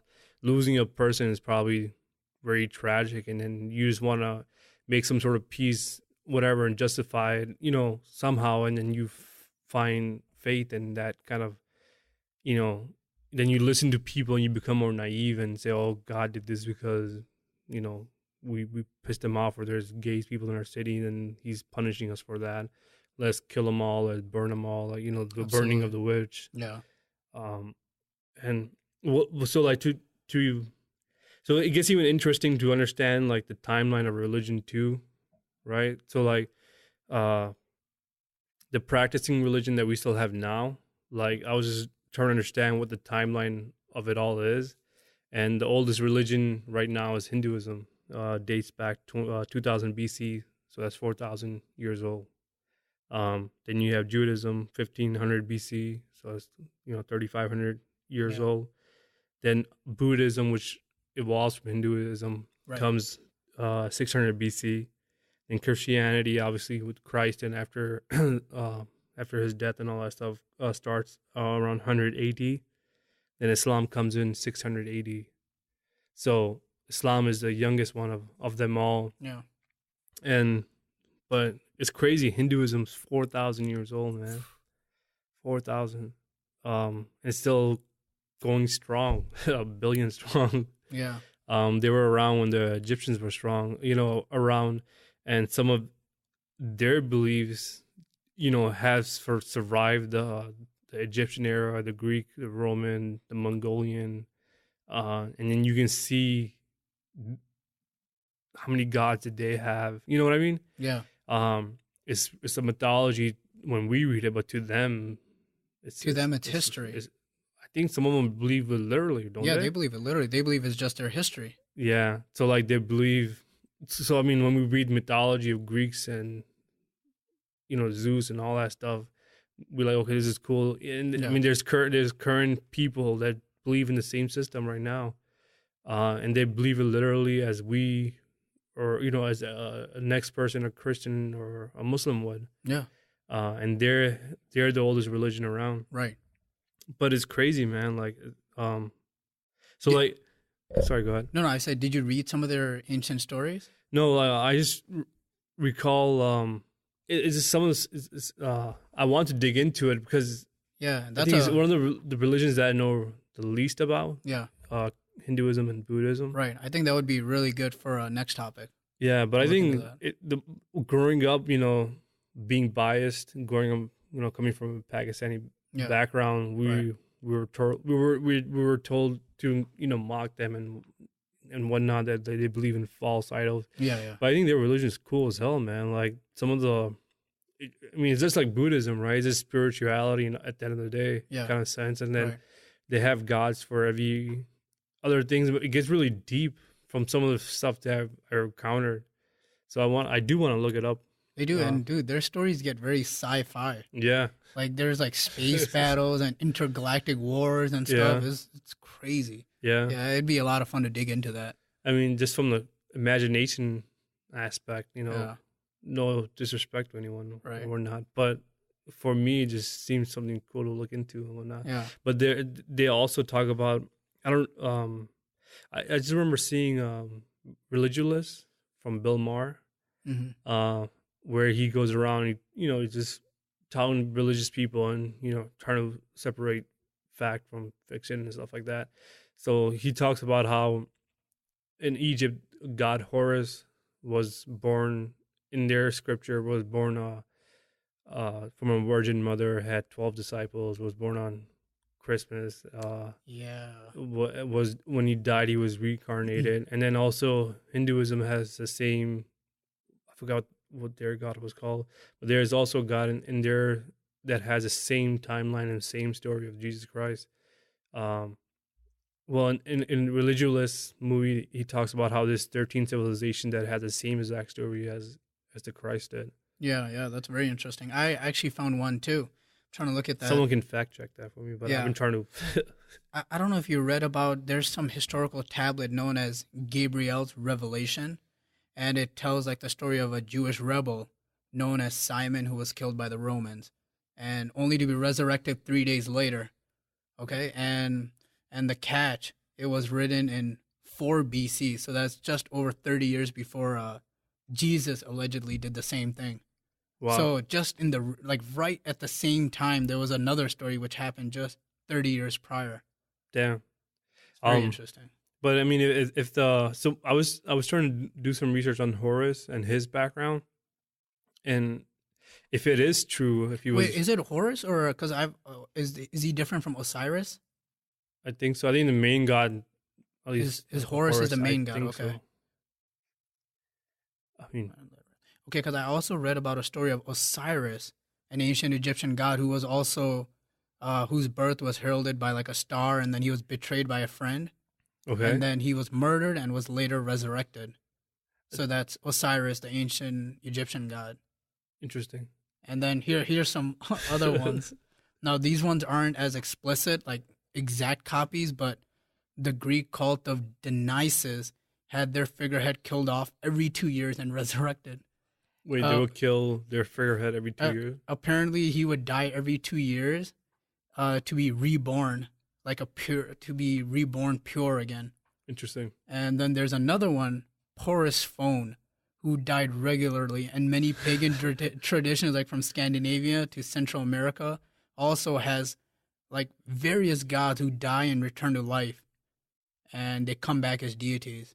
Interesting. So it's just a god's resurrection was like a thing back in Just the ancient stories times. is getting more modernized and whatnot. Yeah. And The details seem to change a little bit here and there, but the concept is the same. what's also interesting is, you know, when if you just think about religion, right? Yeah. How does it spread? Spreads, I would say, from generation to generation. But I mean, how let's say if a new religion, you know, just Right. looking at the current timeline of I would, yeah, when Christianity showed up, how did it spread? They just knock on the door and say, "Hey," violence. right? Like, Yeah. "Hey, you know, we got a new word from God," you know, or Prophet Muhammad, Yeah. you know, got a new word of God, and God saying, you know, supposedly what his prior messages have been taking wrong, and he's sending a last message, and he's come to Prophet Muhammad through Gabriel to, you know, give his last warning and last message, and take it or you know, or you'll be punished. So like, did they go door to door and knock on the doors and say hello? Here, you know, I'm sure they did, but back in the day, it was barbaric as shit. Absolutely. I would say that the very small minority that did not hold their beliefs very strongly or were willing to change their beliefs for some monetary value, maybe they got something in return for changing, Right. they would change without violence. But people that really had strong beliefs, Right. you know, like you see massacres of Hindus in like the Pakistan India area when the Arabs came over. Yeah. So the people that did not change and had strong beliefs, they were massacred. Right. Because you want to wipe out Yeah. the sinners and make. So like, that's how religion spreads, and that's why religion doesn't grow anymore. There were so many. I mean, there are small hair cults and whatnot that would just pop, you know, that we see. Yeah. But nothing in the masses. I think we're in the knowledge age through internet. Yeah. Where someone knocks on my door, I'm gonna not even my internet. Sorry, I'm thinking computer. You're just gonna pull out your phone and just, as he's talking, you can Google every shit that he's saying. You know, is this even true? That's coming out of his mouth. Yeah. Where back then you didn't have that resource, so you were either given an option to sometimes die and take this belief, or just, you know, if someone knocks on the door and starts to convert you, they're just gonna pull out a sword and kill you and say, I saved the whole town from a sinner. You know, I just killed him. And not only that, it also kind of went back to who the ruler, whatever the king or the ruler believed, everyone had to believe that. If you didn't, then you were a sinner. Then you were, you know, you were taken into custody, you were imprisoned for life, or you were hung or burned, or whatever the case was. So you just forced people to believe something for the longest time. Right. So like, for instance, Christianity is very interesting because it did not spread like wildfire. It actually, after it was originated, it actually died out very soon after. And it wasn't until the Romans decided to kind of use it and like bring it back up to the surface. And what they had was they had conquered all these territories and they had so many different religions and customs. They kind of saw Christianity as a way to kind of bring everyone under one God, under one religion, and bring unity. Right. You know, so they kind of used it as a political tool. And there's John Allegro. Yeah. I guess that's be a topic for a different podcast, but it goes into the whole psychedelics of religions and how you know the sacred. His famous book is called like I think it's called the Sacred Cross and the Mushroom. Oh yeah. Heard about that. So it's just pretty much how he's saying what you're touching into. There was a cult of Roman people that were into psychedelics that used the story of Jesus, and there's a lot of hints of the Holy Grail being a mushroom cup and so forth. But we'll touch base on that later. Yeah. That's a whole nother topic, huh? Yeah, but because even the Mayans were big on psychedelics, and some of the gods that they believe, because mushroom just grows naturally there. So, and even Egypt, really, it gets really. Oh interesting. yeah, in Egypt too, yeah. Yeah, all parts of the world where psychedelics grow, and how that also impacted. Because when you take it, I've never done it, but from what I heard, you see God when you take it. Yeah. You talk to God. Yeah, pretty much. It seems very plausible. But no, it's definitely interesting. I was gonna. Damn, I had a thought. Dragons? Sure, I like dragons. I was actually reading about dragons, and I found this really interesting. And like dragons are apparently like the most traveled creature in like all of mythology, because of course you find them in Chinese stories a lot. Like it's very famous there, but you get them also in like societies and cultures so far apart, like we were talking about before, in time and space. It just makes you wonder, like, what's going on? Were they all together at some point? How did they all come up with the idea of dragons and these creatures? So, like in the ancient Sumerian tablets, you get the record of or the act of dragon slaying, and you get Greek tales of dragons fighting with monsters, and in China they even have an ancient science built around the bones of dragons, and then you start to think like, all right, so in Central America you have Mayans who worship like a feathered snake, which kind of look like a dragon, and then you have the same thing in Norse and Christian mythologies, which specifically mention dragons, right? Yeah. So when you just read it like that, you're like, what the hell? These guys are crazy. But then you come today and you find out that you found all these dinosaur bones, and it all clicks together that these ancient people, of course, found some dinosaur bones, and then they didn't have like the modeling programs that we have today to build a dinosaur. They built something else in their mind, and they built dragons looking at those bones. Holy crap. Yeah, so that's like the leading theory of why we find dragons in all these different religions and ancient customs, especially China. You know what? I never thought about that dragons could be tied with dinosaurs. Yeah. It's something that simple. Yeah. Wow. Because they show up, I don't remember the exact date, but I think the first time they talk about it is 4000 BC in ancient China. Damn. Is where you see it first spring up. That's crazy as hell. Yeah. And then it's just talking about like the older people, 30,000 BC. What humans were around then? The Neanderthals, whatever they're called. No, that's a really good question. Because so Neanderthals, I think are further back 100,000 years and more. So because we've been the same, like you and me we've just been the same humans for 100,000 years. Yeah, so they say the earliest human beings are 150,000 years. I think that's the current educated guess. Something like that, yeah, between 100 and 150. So like around like, I think 50 or... And we didn't evolve from Neanderthals, by the way. That's like a very well-known myth. People think we evolved from Neanderthals. They died out. We are like a different... Starts with the H. Homo sapiens. So we derived from there. So there were various human species all living at the same time. Isn't that crazy? Yeah. Like different species of humans. Us. Yeah. I mean, were they more closer to the monkeys than we were? Or yeah, so the Neanderthals were a lot stronger. They actually even had bigger brains than us. And that would make you think, shouldn't they have been smarter? But so they had bigger brains, but 80% or something like that, like a high percentage of their brain was used for physical function. So they were super strong. So that's what we see in monkeys, right? Yeah. Their brain is a lot bigger than us. So why aren't they smarter than us? They have a bigger brain. Right. But the bigger brain that you have, and you also notice they have also a giant body, and there's all muscles. Yeah. And a lot of their brain power is just focused on working those muscles and doesn't give him opportunity to be more conscious. Right, like motor functions and all that. Yeah. And so if you like, there's images on, I heard, I was watching Joe Rogan, our favorite podcaster. Yeah. He talks about it too. Like if you take a monkey and you shave them off, like there's monkeys that they shave off their hair, and these monkeys are just jacked as hell, just pure muscles. Their arms are just like a guy that's been working out at the gym all day, like, you know, crazy biceps and triceps. They're just cut lean and mean. And their brain just goes all into focusing into that balancing motor trees, functions, you know, jumping around, climbing Yeah. trees.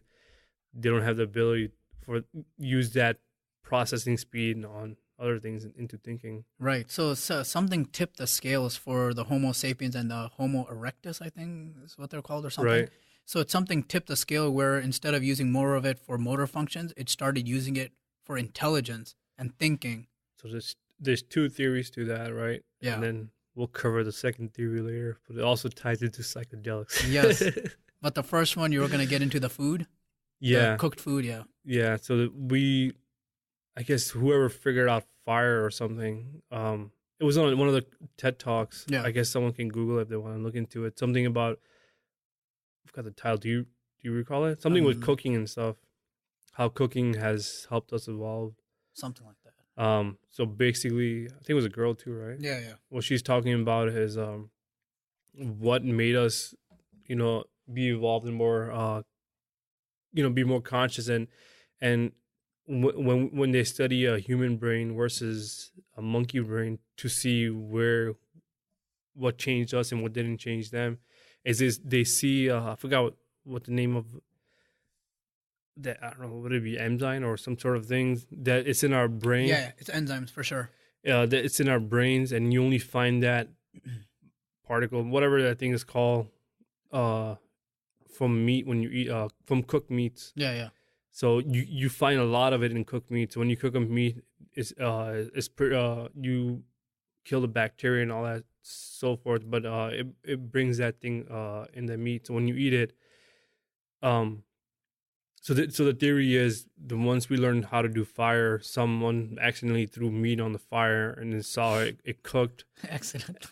It had to happen, right? Yeah. Someone probably just threw it and then someone picked it up and tried to eat it. I'm like, oh, this tastes actually a lot better when it's you know, a little bit cooked. So then we learned how to cook. So we start putting meat on a stick and rotating on a fire. And as soon as we learned that, we started getting these proteins and enzymes. Yeah, you started retaining it. Yeah, that helped our brain connect some synapses or something like that to start thinking and being more aware. And, you know, one thing. You could almost say that it caused a sort of a mutation or...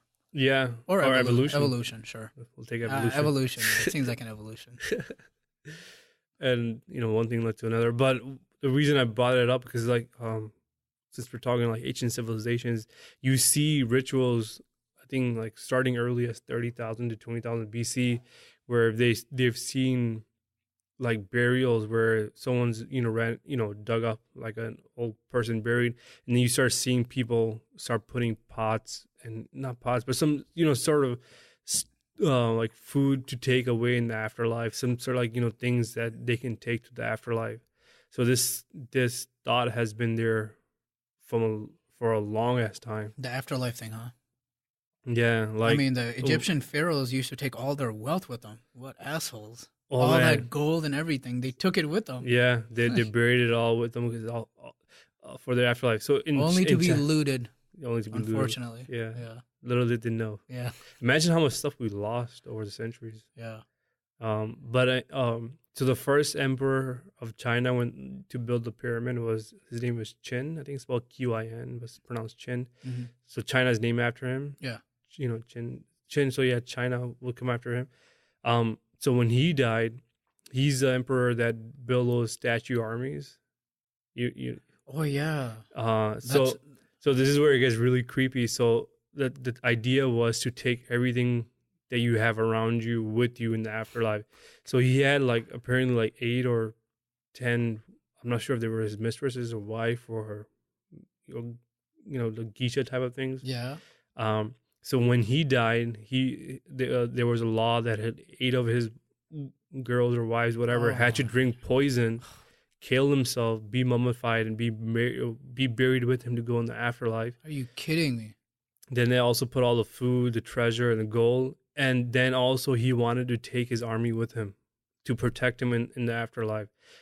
But what the Chinese, someone probably talked him out of it. They were like, it's probably better if you just take 8,000 statues and we give them the actual swords, because those statues are holding actual legitimate weapons, but they build these statue of army to protect him. But he literally wanted 8,000 men to die and go protect him in the afterlife. So when he was getting buried, he wanted them to be buried alive with him to protect him and serve him. Good Lord. But they're like,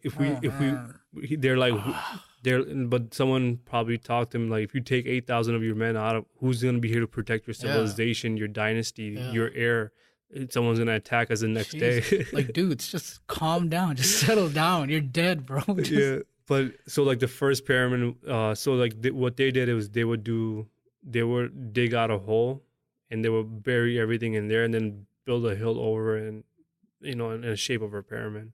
Wow. But he took and it's 8 living or 10 living girls that were just perfectly alive. Didn't wait till they died in their own timeline. He just made sure they were given poison, and they had to sacrifice their life for him to meet him in the afterlife. Oh my God, unbelievable!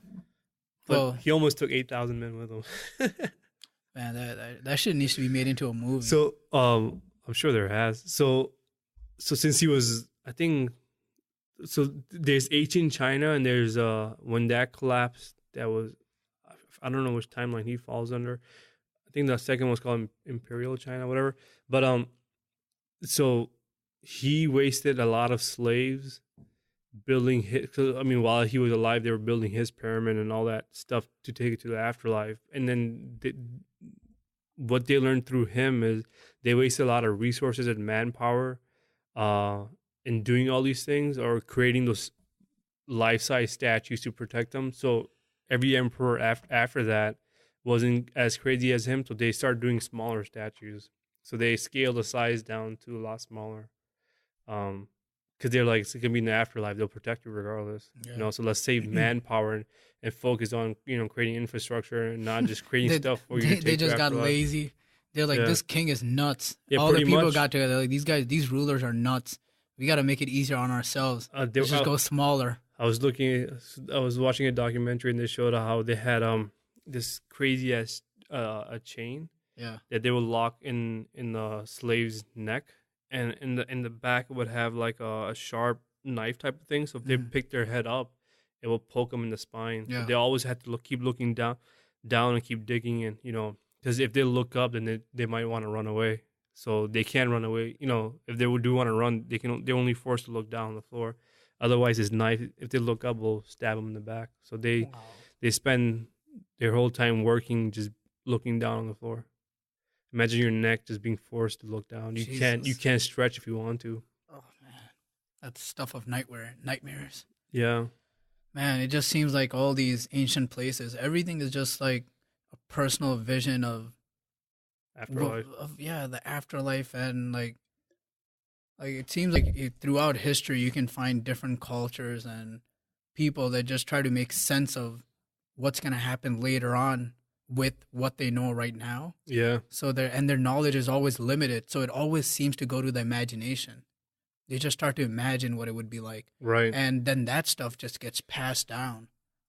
Like thousands and thousands of years. Yeah, I mean, the afterlife thing just sounds like a story that started so far in the distant past, and it just gets passed on, and then little things change, like this crazy king guy from China. Right. Man, that's an incredible story. Yeah. It's the first time I heard it. Yeah, look Scary. him up. Chin. I'm gonna look him up. Q-I-N. Crazy mother, Yeah, trucker. Yeah. But, man. Yeah, and...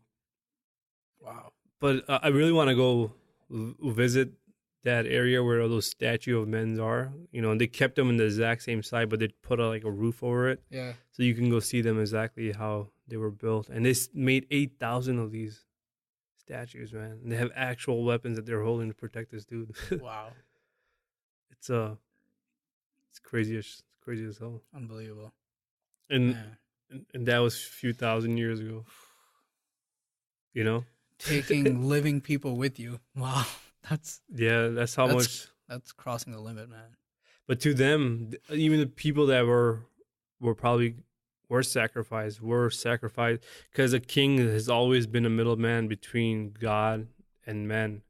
And if you respected your king, you kind of respected God in a sense. So there, people would do sacrifices for your king. Sure, sure. But like that whole idea of king is such a. I mean, let's think about it at this time now, right? Like, someone has a key to your conscience. Someone has a key to your freedom. Someone has a key to your well-being. You are not any way, shape, or form allowed to be who you are, express who you are, express any ideas, because it might hurt the king's feeling or eject with his beliefs. And then you kind of see that in Saudi Arabia right now. That whole king system is so stupid, like it's just dumb as hell. If a I like to believe majority of the people will all like freedom, equal freedom. Like, you do no harm to me and I do no harm to you. Yeah. I want my mind, my temple, and I want to be able to explore it and not be punished for it, right? If I want to be in my home and just think about whatever I want to think, if I'm not causing any harm to society or endangering people in any shape or form, then I should be able to explore my mind at will. But when you put a king in place, they hold that key. You can't do those things because even if you do, someone might rat on you. Even if you do, you're gonna do it under fear. You won't be open. And anyone in Saudi Arabia, goes on Twitter or Facebook, talks anything negative about anyone in the royal family, you're picked up the next day and you're disappear without knowing. It's crazy. They take you to prison. And isn't it amazing that something like that has lasted, for instance, Saudi Arabia for this long? I mean, it's still there today. Like, why don't we as a world say that's wrong? Yeah. How is that, beheadings and stuff? Like, you have America, you have Canada, you have Europe, and then you have Saudi Arabia on one side at the same time. Right. If we all believe in freedom, in America and Canada and London or, UK, whatever, like, how can we have, how we kind of, in a sense, exiled Cuba for the missile crisis and, put sanctions on them where no one could trade with them and, and punish them in that aspect. If we truly all believe that each man is equal and each freedom is equal, how can we be letting this person... Right. Because it's not up to us. Yeah. It's up to the government and the people in power, and they get a lot of funding from the Saudi royal family. To keep them in hush-hush. Yeah. Like that whole, like when you read the WikiLeaks now, you find all these links between the Saudis and the hijackers, and everything was hushed up, and they went straight to Afghanistan. Yeah, and they played a role in this shit, and then and nothing happened to them. Yeah, they just got off scotch-free because they're funding the representatives and the people in government. Yeah, they have that much power. Yeah, but if the money didn't play a role in politics, I would hope in the future any modern Western civilization sees any other country that doesn't offer equal freedom to both men and women should not be part of the United Nations. They should be, kept away from the trade. And those people that, at the end of the day, the middle and the lower class people always pay the price in any part of the world, even here. But like you see that whole thing you brought up with Cuba.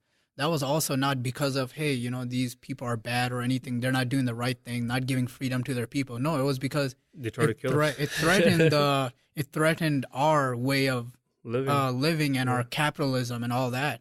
And they were aligning with the Russians. So it was more political. Yeah, it wasn't like a humanist thing, that we want to save these humans. So it had nothing. But I'm saying we did that. If we did, yeah, but we should be doing that to anyone that's not offering freedom to anyone. We should not be saying, we should, if we fought for freedom that hard, we understand the value of it, then we should also agree that everyone else in the world deserves it too. But you're running in the political system. You're running for president. You're running for Senate, and they're giving you millions of dollars. They're funding you. Yeah. You got to listen to them. But what if you cut the funding out? Yeah, that's what I'm saying. So you got to take money out of politics, right? That's the thing we have to do. Yeah. It's just sad, man. Like that. I mean, it's just not Saudi Arabia. It's a lot of southern countries in South Africa that Africa, It's that whole section where the cradle of society actually. Yeah. That's where civilization began, and it's kind of stuck there. Yeah, and then they're the ones that haven't evolved out. Yeah. Because they suffered the most was because they were the leading pioneers of science and right. Education and all that stuff. That so many people conquered them when they got weak, and then they got conquered, and now it's just they've been beat up and kicked around. Now everyone else has moved on and advanced around them, stole their knowledge and wisdom, and they've left. And they would just abandon them when they would their own civilization, like when the Roman Empire fell. Then what happened? Right. Then some other parts of the people will come take their territory away, and slowly, it's a chess game of the world. Right. And they got beat up the most, right? Unfortunately, I was like thinking about like how the first sort of leader or king could have emerged, right? Like ever in history, and I was like imagining like a whole hunter-gatherer society, which somehow learns how to use the land and create its own sources. It starts to cultivate and use the sand and the soil and have vegetables, wheat, or whatever. Right. And then you have this one person who begins to hoard all these resources. And now you've got all these resources, and that's like one way where you get other people to follow you. Okay. And it's kind of tough for people under him to leave because the resources aren't there, or maybe this one guy holds the power to how because he has all the resources. Yeah. And that might have been like the first beginning of like a king or a ruler. I mean, we don't even have to go that far. We can just look at the animal kingdom, right? Yeah. We can just look at lions. Yeah. Why is there a dominant male that acts like a king in that pride? Why do you have that structure? Why does nature have that structure? Yeah. Why does when whoever the current king of that pride is, when younger lions come of age and they fight him and defeat him, what's the first thing they do? They want to kill the male cubs, not the female cubs, the male cubs. They want to cut his ear off. Anyone that has a claim to that throne in the future, they want to kill them off. And there's a lot of cool documentaries I've seen throughout time when the main king dies, or the leader of the pride dies. A lot of the mothers will encourage the male cubs to run away, because either if they stay here, they're going to be dead. And sometimes the male king is chasing, the new leader is chasing them, trying to kill them, or sometimes they get away. And when they get away, they document both, the current pride and the two cubs that got away, and how they grow up and how they come back and take the current leader down. And then they too rule, the civilization, the pride together. And now they're the future leaders, and they have all the females that follow them. And the first thing they also do is kill male cubs right away, because they don't want any future cubs to do to them what they just did. They know that process. Nature tells them, as soon as you kill the leader, and now you're the leader of this pride, all the females have to respect you, and you have to kill every male cub. What law of nature tells us to be like that? Yeah. And you see that in the monkeys too. Like there's the bigger dominant monkey would be the leader of that, because no one's gonna want to fuck with him. And we see that over and over again. And I'm sure that's how in tribes that happened, the most dominant male was the leader, his way or the highway, or he kicks your ass. But there was a period in time when in some way that all Neanderthalish humans, sort of humans, semi-humans, were all equal. The hunter-gatherers, they were all actually on an equal plane. Everyone just had the same role. That's why they're not around. Yeah, that's why they're not around.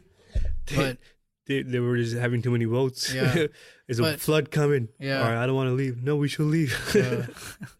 Where a leader would. Yeah, but then they talk about like the hierarchy actually came into being when the Neolithic revolution happened. Right. Which is a whole, when civilization started, because that was a point of time when you could hoard resources. That was the only time when you could start building your own places and having resources and have them for the future. Yeah. And that allowed you to get groups of people to follow you because you had resources. That's one of the theories of how the first hierarchies evolved in humanity. Yeah, because then they would do things in return of it's kind of the Walking Dead type of thing, right? Yeah. Whoever has more resources Yeah. rules the land. Exactly. That actually, you don't watch Walking Dead. I don't, but The last season kind of was about this. Whoever has the most resources is gonna survive the most. And what's scary,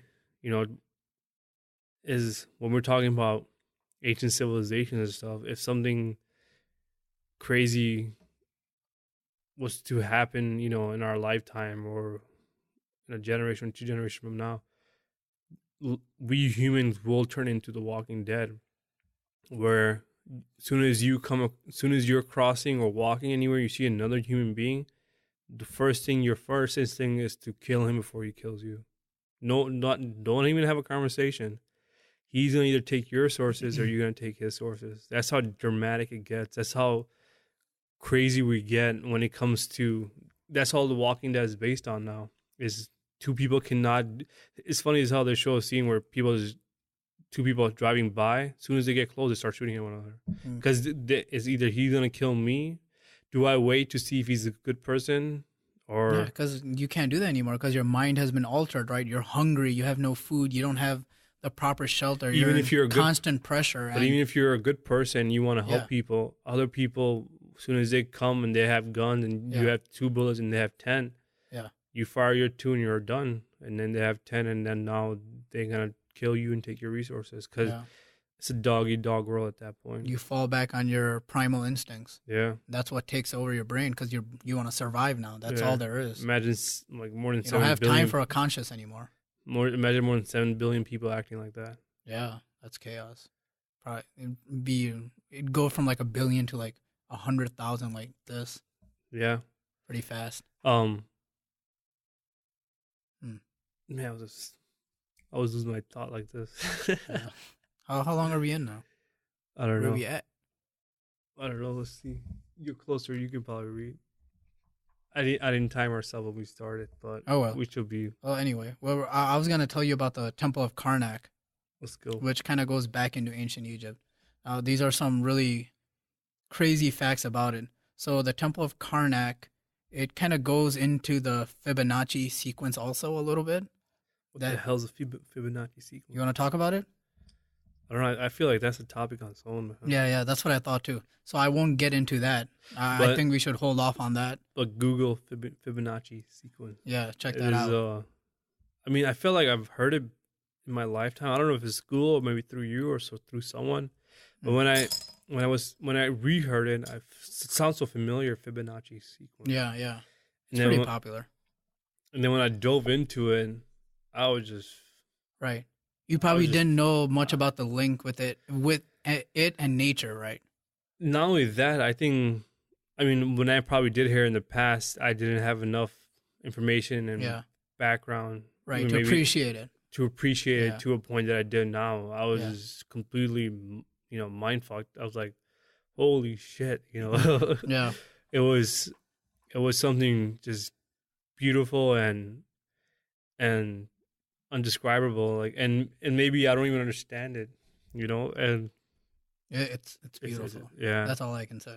Yeah, but I want to dig into it more on my own to know more before we talk about it. But everyone else should just look that shit up. It goes into a lot of stuff, and then when we're looking at that, Pascal's triangle is another thing. I don't know if you. Yeah. That's another thing that kind of goes close to it. And actually, here's another neat thing about the Fibonacci numbers. Is that it was actually in play in Indian mathematics even before that. Oh, really? Yeah. But yeah, like we said. Well, they're saying that it was also in the Egyptian era, the earlier civilization that made the pyramids used the Fibonacci sequence. Oh yeah. That's the hidden Temple of Karnak. Yeah. Because the ancients learned some sort of mathematical wisdom that they passed down to secret society, and it was the Fibonacci sequence. Yeah, so they actually use that at the Temple of Karnak. Yeah. So just to give you an idea what the Temple of Karnak is, it's in ancient Egypt, and it's more like a city than a church, but it's like 3 temples. They're like interlinked by processional avenues, so it's like all for prayer. Now imagine this. It's a temple but you can fit 16 medieval cathedrals inside of it. That's how big it is. So Inside it's the still inner, it's still in this form now. it's kind of ruined and stuff like that, but apparently it's a very big tourist attraction even today. And it was built over 2,000 years ago. They built it Wait, for their. not 2000 BC or what? Oh, sorry. It was built. Yeah, this is fascinating. It was built over 2,000 years continuously. It was built for 2000 years. Yeah, they just Yeah. kept building it and So- adding to it for 2,000 years. So I think this is the one that is kind of in the shape of a human being, right? So if you look at it from the top, It it's might be. it's really long, I think, right? It's It like might a be. really because from the magical Egypt, they talk about a temple where each pharaoh put his input into it. Yes. And from the top down, if you look at it from the top, it looks like a skull, a body, two arms. That's exactly it. Yeah. That's the Temple of Karnak. Yeah. Yeah, I think he called it temple, the human temple, or something like that. He the translation into English. Maybe there are different names, but the one that's most popular is definitely Karnak. Karnak. No, I'm saying like the translation of that into English translated to something like the human temple or something like that. Okay. Yeah, that makes sense. But Yeah, it's built on it has the Fibonacci the sequence in it where it has like what's it called, the golden mean. Yeah. So like the architect that it has the golden mean into it. But let you keep talking So about the thing that really blew my mind was that there was like almost like a blueprint when they first began, 4,000 years ago when they began building it. There was like a blueprint to how they're gonna make it and how it's gonna grow and evolve over the course of like 2,000 years. And then, like you just said, every pharaoh and whatever ruler that would come down would leave their mark, and they would grow and evolve that temple over 2,000 years. Right. So that's kind of where the Fibonacci sequence also comes in. Kind of like nature, it grew and evolved as time went on. So they talk about this Karnak temple existing in like the fourth dimension because it used time to grow. So time was actually an element that it used to grow and evolve, just like nature or like you and me do. So it used time. So it was just, I was like, wow, that's so cool. I'm kind of shocked and awe. Yeah. But like, just for people, like the fourth dimension would be, so we live in a 3-dimensional space, right? Right. So I can go right, left, up, down. Yeah. That's 3 dimensions. Yeah. And there's depth and all that. Yeah. Yeah. So, and then time would be the 4th dimension. Yes. So I can move in a space. Ooh, I had a crazy thought, but Go ahead. So that I wanted to talk about, and it was too crazy. Yeah, too crazy. We'll get in the show right now. Yeah. But just to explain people what the 4th dimension is 3 dimension being the space that we can move around in our current world, and then time being the 4th dimension. Yes. Because those two things cannot. I mean, yeah, we live in a 4-dimensional world, Right. So what you're saying is they had a space mapped out, a blueprint that they knew, they had a vision that they're going to build this temple. Yeah. And then time being the 4th dimension is going to be done in the 4th dimension. It's going to be done in the 4th dimension. Yeah. It's going to be made in layers over time. Yes. Over 2,000 years. Longest. Unbelievable. Crazy construction that each ruler had to contribute, and some of them, obviously, a lot of the stuff, some of the stuff will, fall apart throughout the 2,000 years. So the new ruler would, refurbish some of the stuff that's collapsing and, bring it up to par, and also put his touch, put his symbols, and continually expanding it.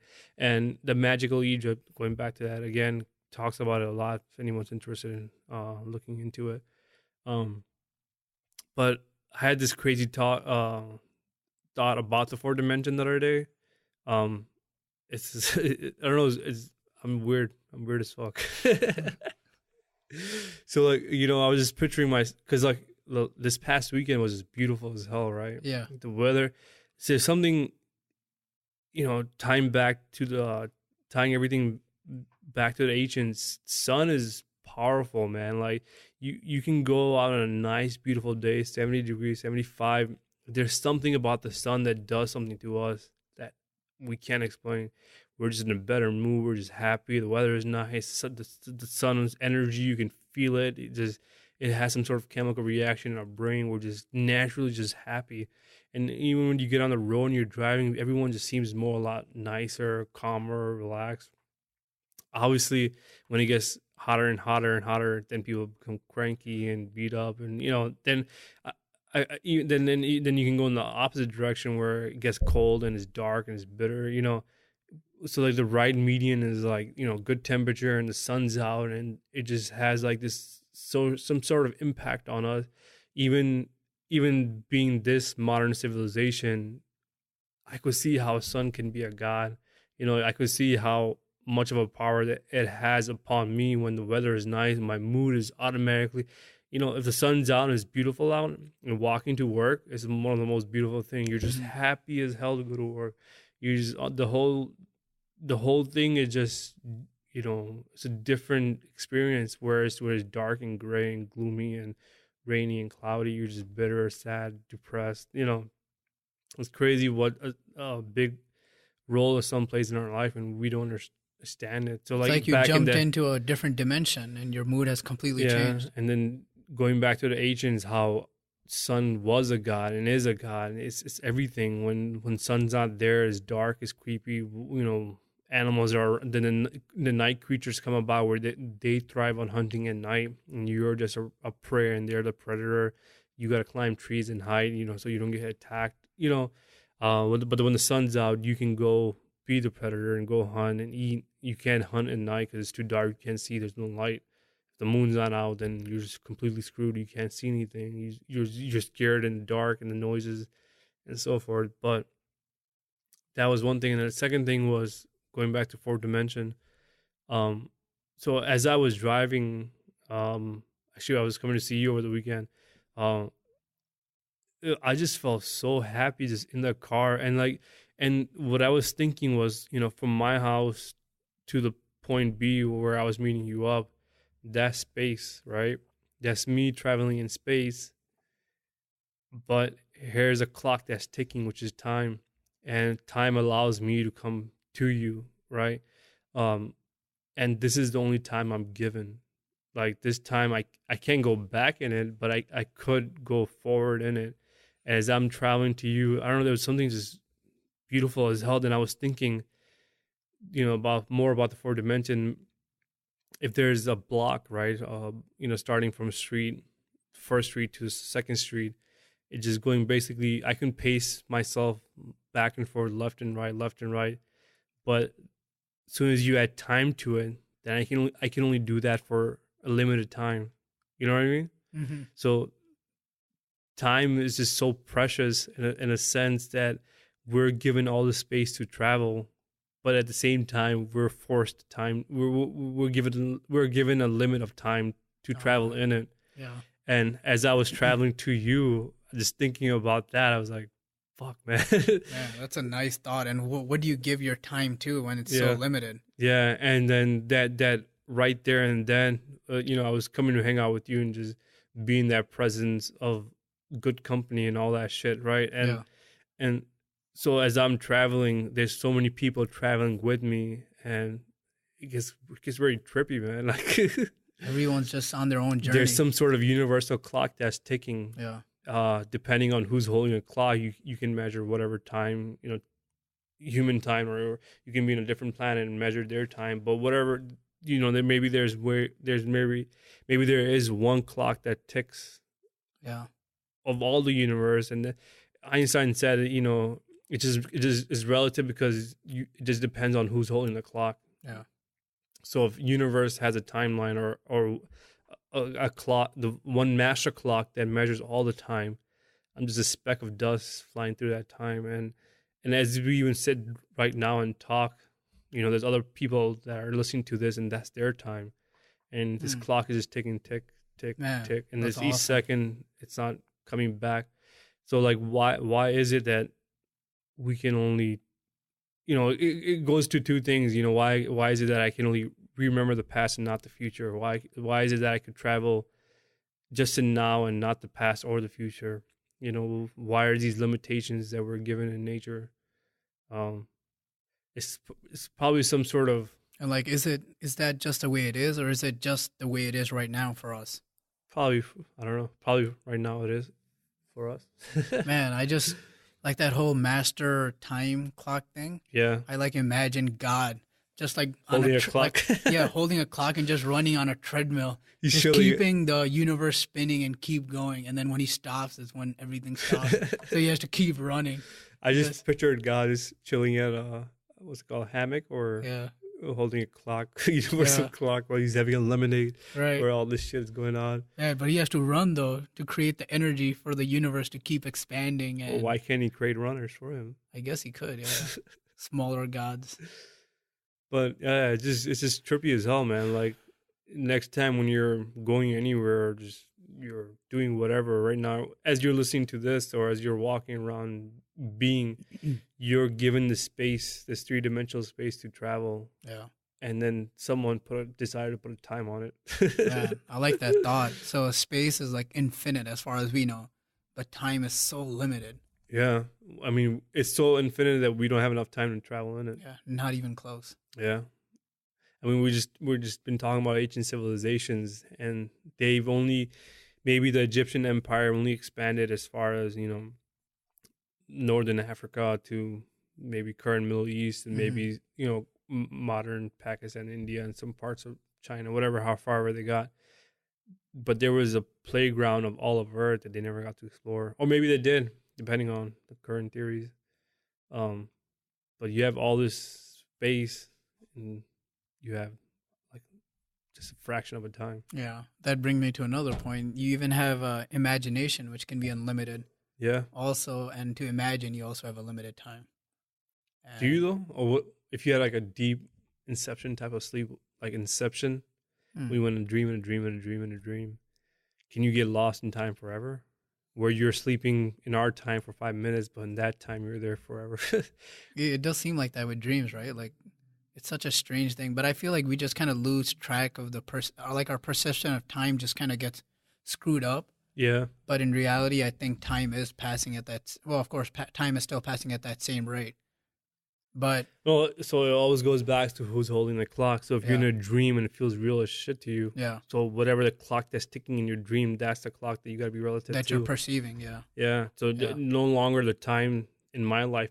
Yeah, it matters to me because you could be asleep for 5 minutes. I could be holding a clock and say, hey, you only been sleeping for 5 minutes. But whatever the clock that was ticking in your reality that you went into your sleep, that's the time that you have to base your life on. yeah, You know, it's just who's holding the clock. right. Imagination's quite a strange thing too.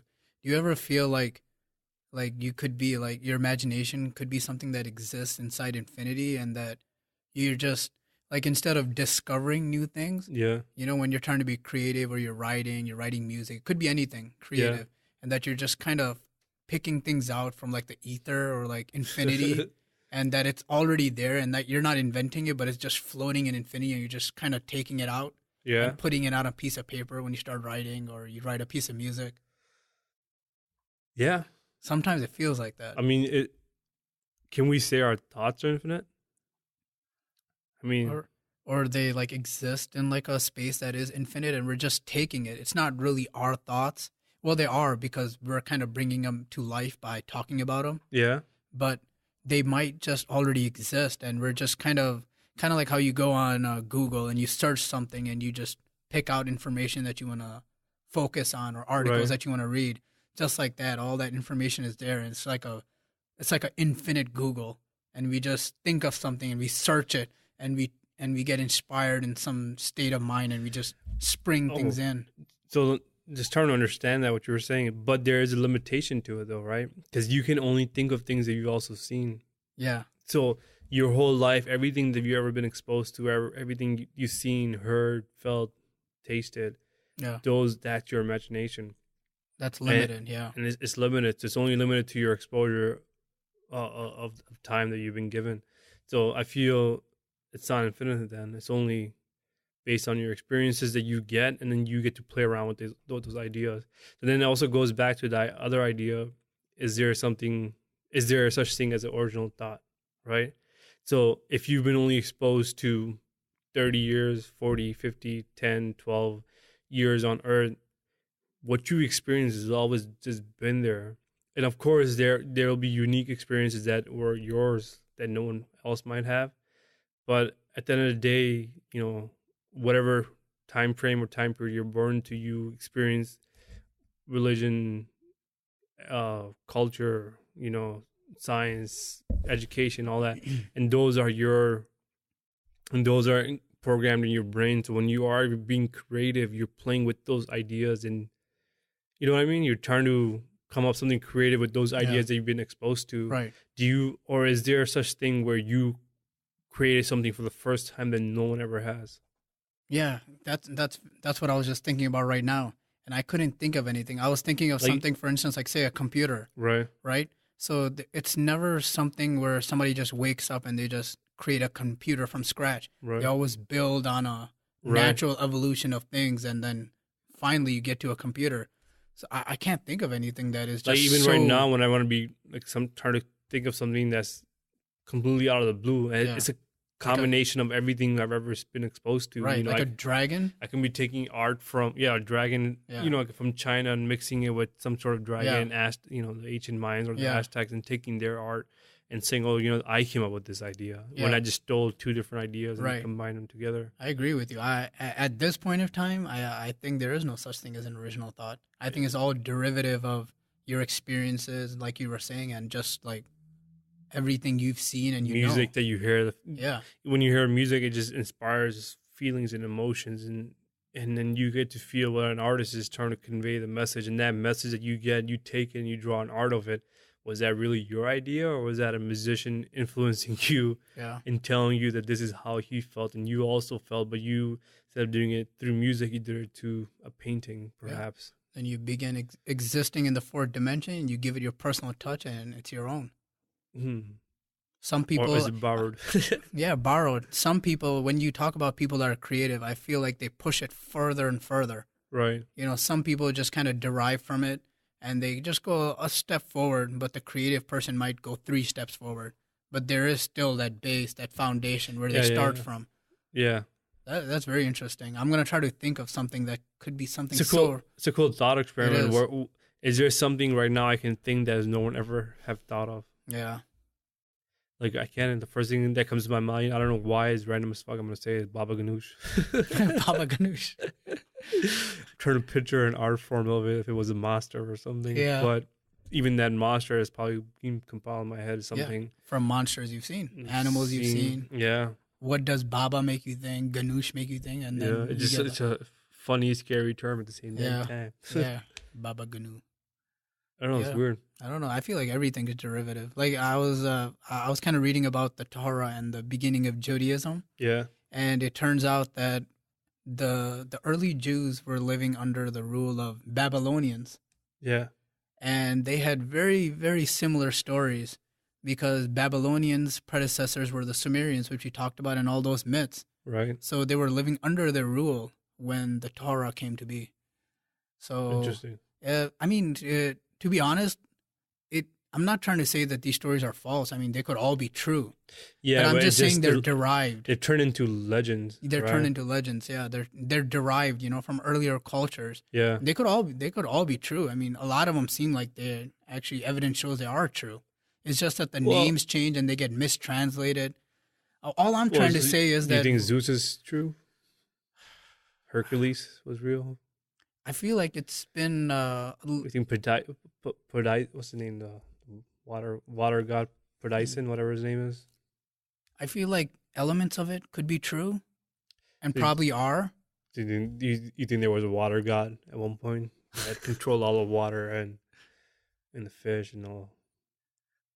There was a Cyclops. It seems kind of hard to believe, right? But as an ancient person, like we talked, it seems so probable that you need water and you need all these things, and all these natural forces suddenly turn into gods because that's what you need to live. They're gods to you. Like Capricorn is that horoscope is a half fish and a half goat. Was that real?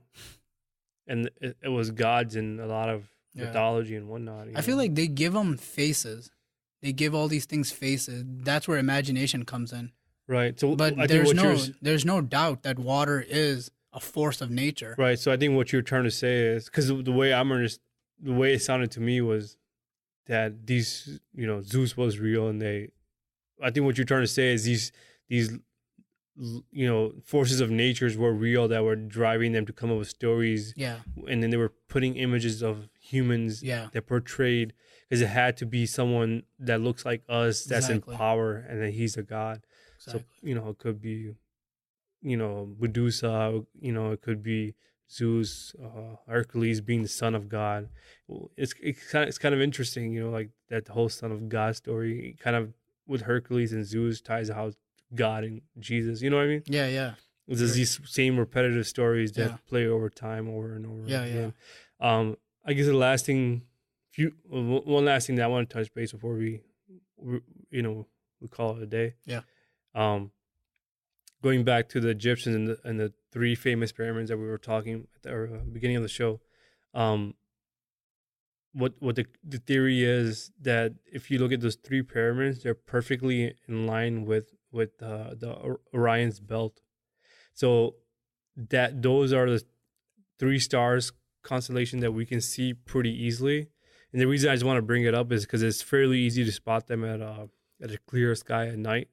So if someone was to Google Orion's belt and to see Orion the Hunter, Orion belt is based on a warrior, I guess. His name was Orion the Hunter, and he's pretty much holding, I think, a shield and a sword. But the easiest thing to spot at a clear night sky is these three stars that are perfectly close to one another, and Orion's belt, meaning that the hunter's belt that he wore in his clothing, that's Orion's belt. And the ancient Egyptians saw these three stars and they built those three pyramids because they're perfectly in line with those three stars. So, if someone has the opportunity, if you're ever looking, Google what an Orion belt looks like, see the image, and then every time there's a clear sky at night, look up and try to find them and see what the ancients were seeing back in the day and what inspired them to believe, for them, how majority of us believe in our current gods. Those three stars were their gods. That's where I think the god, was the name Horus that I said before, lies, and that's where after you die, the pharaoh will go live on his rest of his life there. And then same thing with the Mayans. It's like I said, it's the easiest constellation to spot. So a lot of the ancients saw this all the time because it's three stars really close to one another in like almost a straight line, you can say.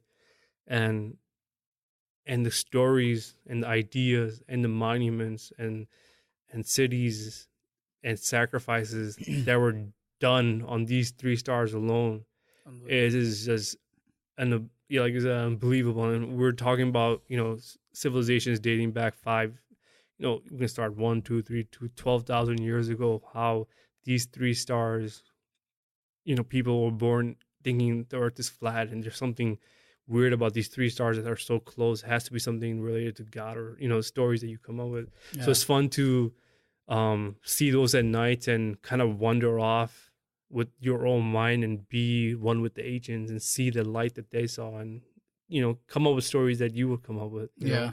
What would you think? I mean, right now we have no clue where we are. Like, just look at those three stars and what do you feel? What emotions do you get? What do you want to do by seeing that? What do you want to change the world? How do you want to use your time? What you want to do with the small time that you're given. You have these three. Do we become stars when we die? I mean, we are, in a sense. We came from stars. We are death stars. Yeah. There's some deep stuff in there. Yeah, it's funny as hell. So I got a new router, so I can create up to 2. So it has 2 different speeds. I forgot what the freaking speeds were. Those dual band routers, right? Yeah, there's this dual band router. Yeah. So I named my first, the first channel, or the first name and the second name. The first name was, We Are Death Stars, and the second one is Looking Back at Ourselves. I got that from Jason Silva. Oh man. So it's just hopefully other people that are walking around see. Holy shit, that's deep. Yeah, and I'm gonna credit Jason Jason Silva from Shots of Awe on YouTube Yeah. channel that I got it from. It's one of my favorite lines. We're Death Stars just looking back at ourselves. So when we see those Orion belt and we're looking up, we were once a Death Star. And for now, I guess I have to explain that Yeah. quickly. When a star, our current sun or whatever sun, when it explodes, it creates, the nuclear fusion that it has when it explodes. It creates calcium, it creates iron, and we find these things in our bodies, and those things can only be created in an exploding star. Short story. Short story. Long story. Google it. But well, the last thing I want to say is that I'm man, just reading about all these ancient civilizations was so fascinating, and yeah, I still think that, I mean, those people saw some shit, right. and that we're still missing some big pieces. Like, those people weren't crazy. I feel like they saw stuff that we just can't comprehend today. They did kill 80,000 people. Yeah, they were a little crazy. they were a little crazy, but so are we. Yeah. I mean, you see crazier stuff today, but it's kind of relative to the norms of society today. But I feel like they definitely saw some crazy stuff and stuff that we can't comprehend, and perhaps they weren't able to write down. Yeah, if you go into the distant past, and I don't know. Hopefully, we get a chance to see something like that in the future. Yeah. As you were talking, me talking about we are Death Stars looking back at ourselves. Yeah. I mean, how cool is that to just finish this off with? Like, because that's what the ancients were looking at, Death Stars, and they were saying that's what we're going to be. Yeah. And in a sense, we were Death Stars. Yeah. And not be Death Stars, but they were thinking that after we die, we become stars. Yeah. And the beauty is that we've been stars all along. Yeah. Oh, man, I love it. Just end it on that note. I like that quote. Holy shit. Beautiful. All right. I got my Yeah, I did too. Oh, man. It's good times as usual. All right, man. Until next time it is. All right. Time. Peace out. Time is beautiful, man. Sure is. All right, guys. Take it easy. Yep. Oh, man.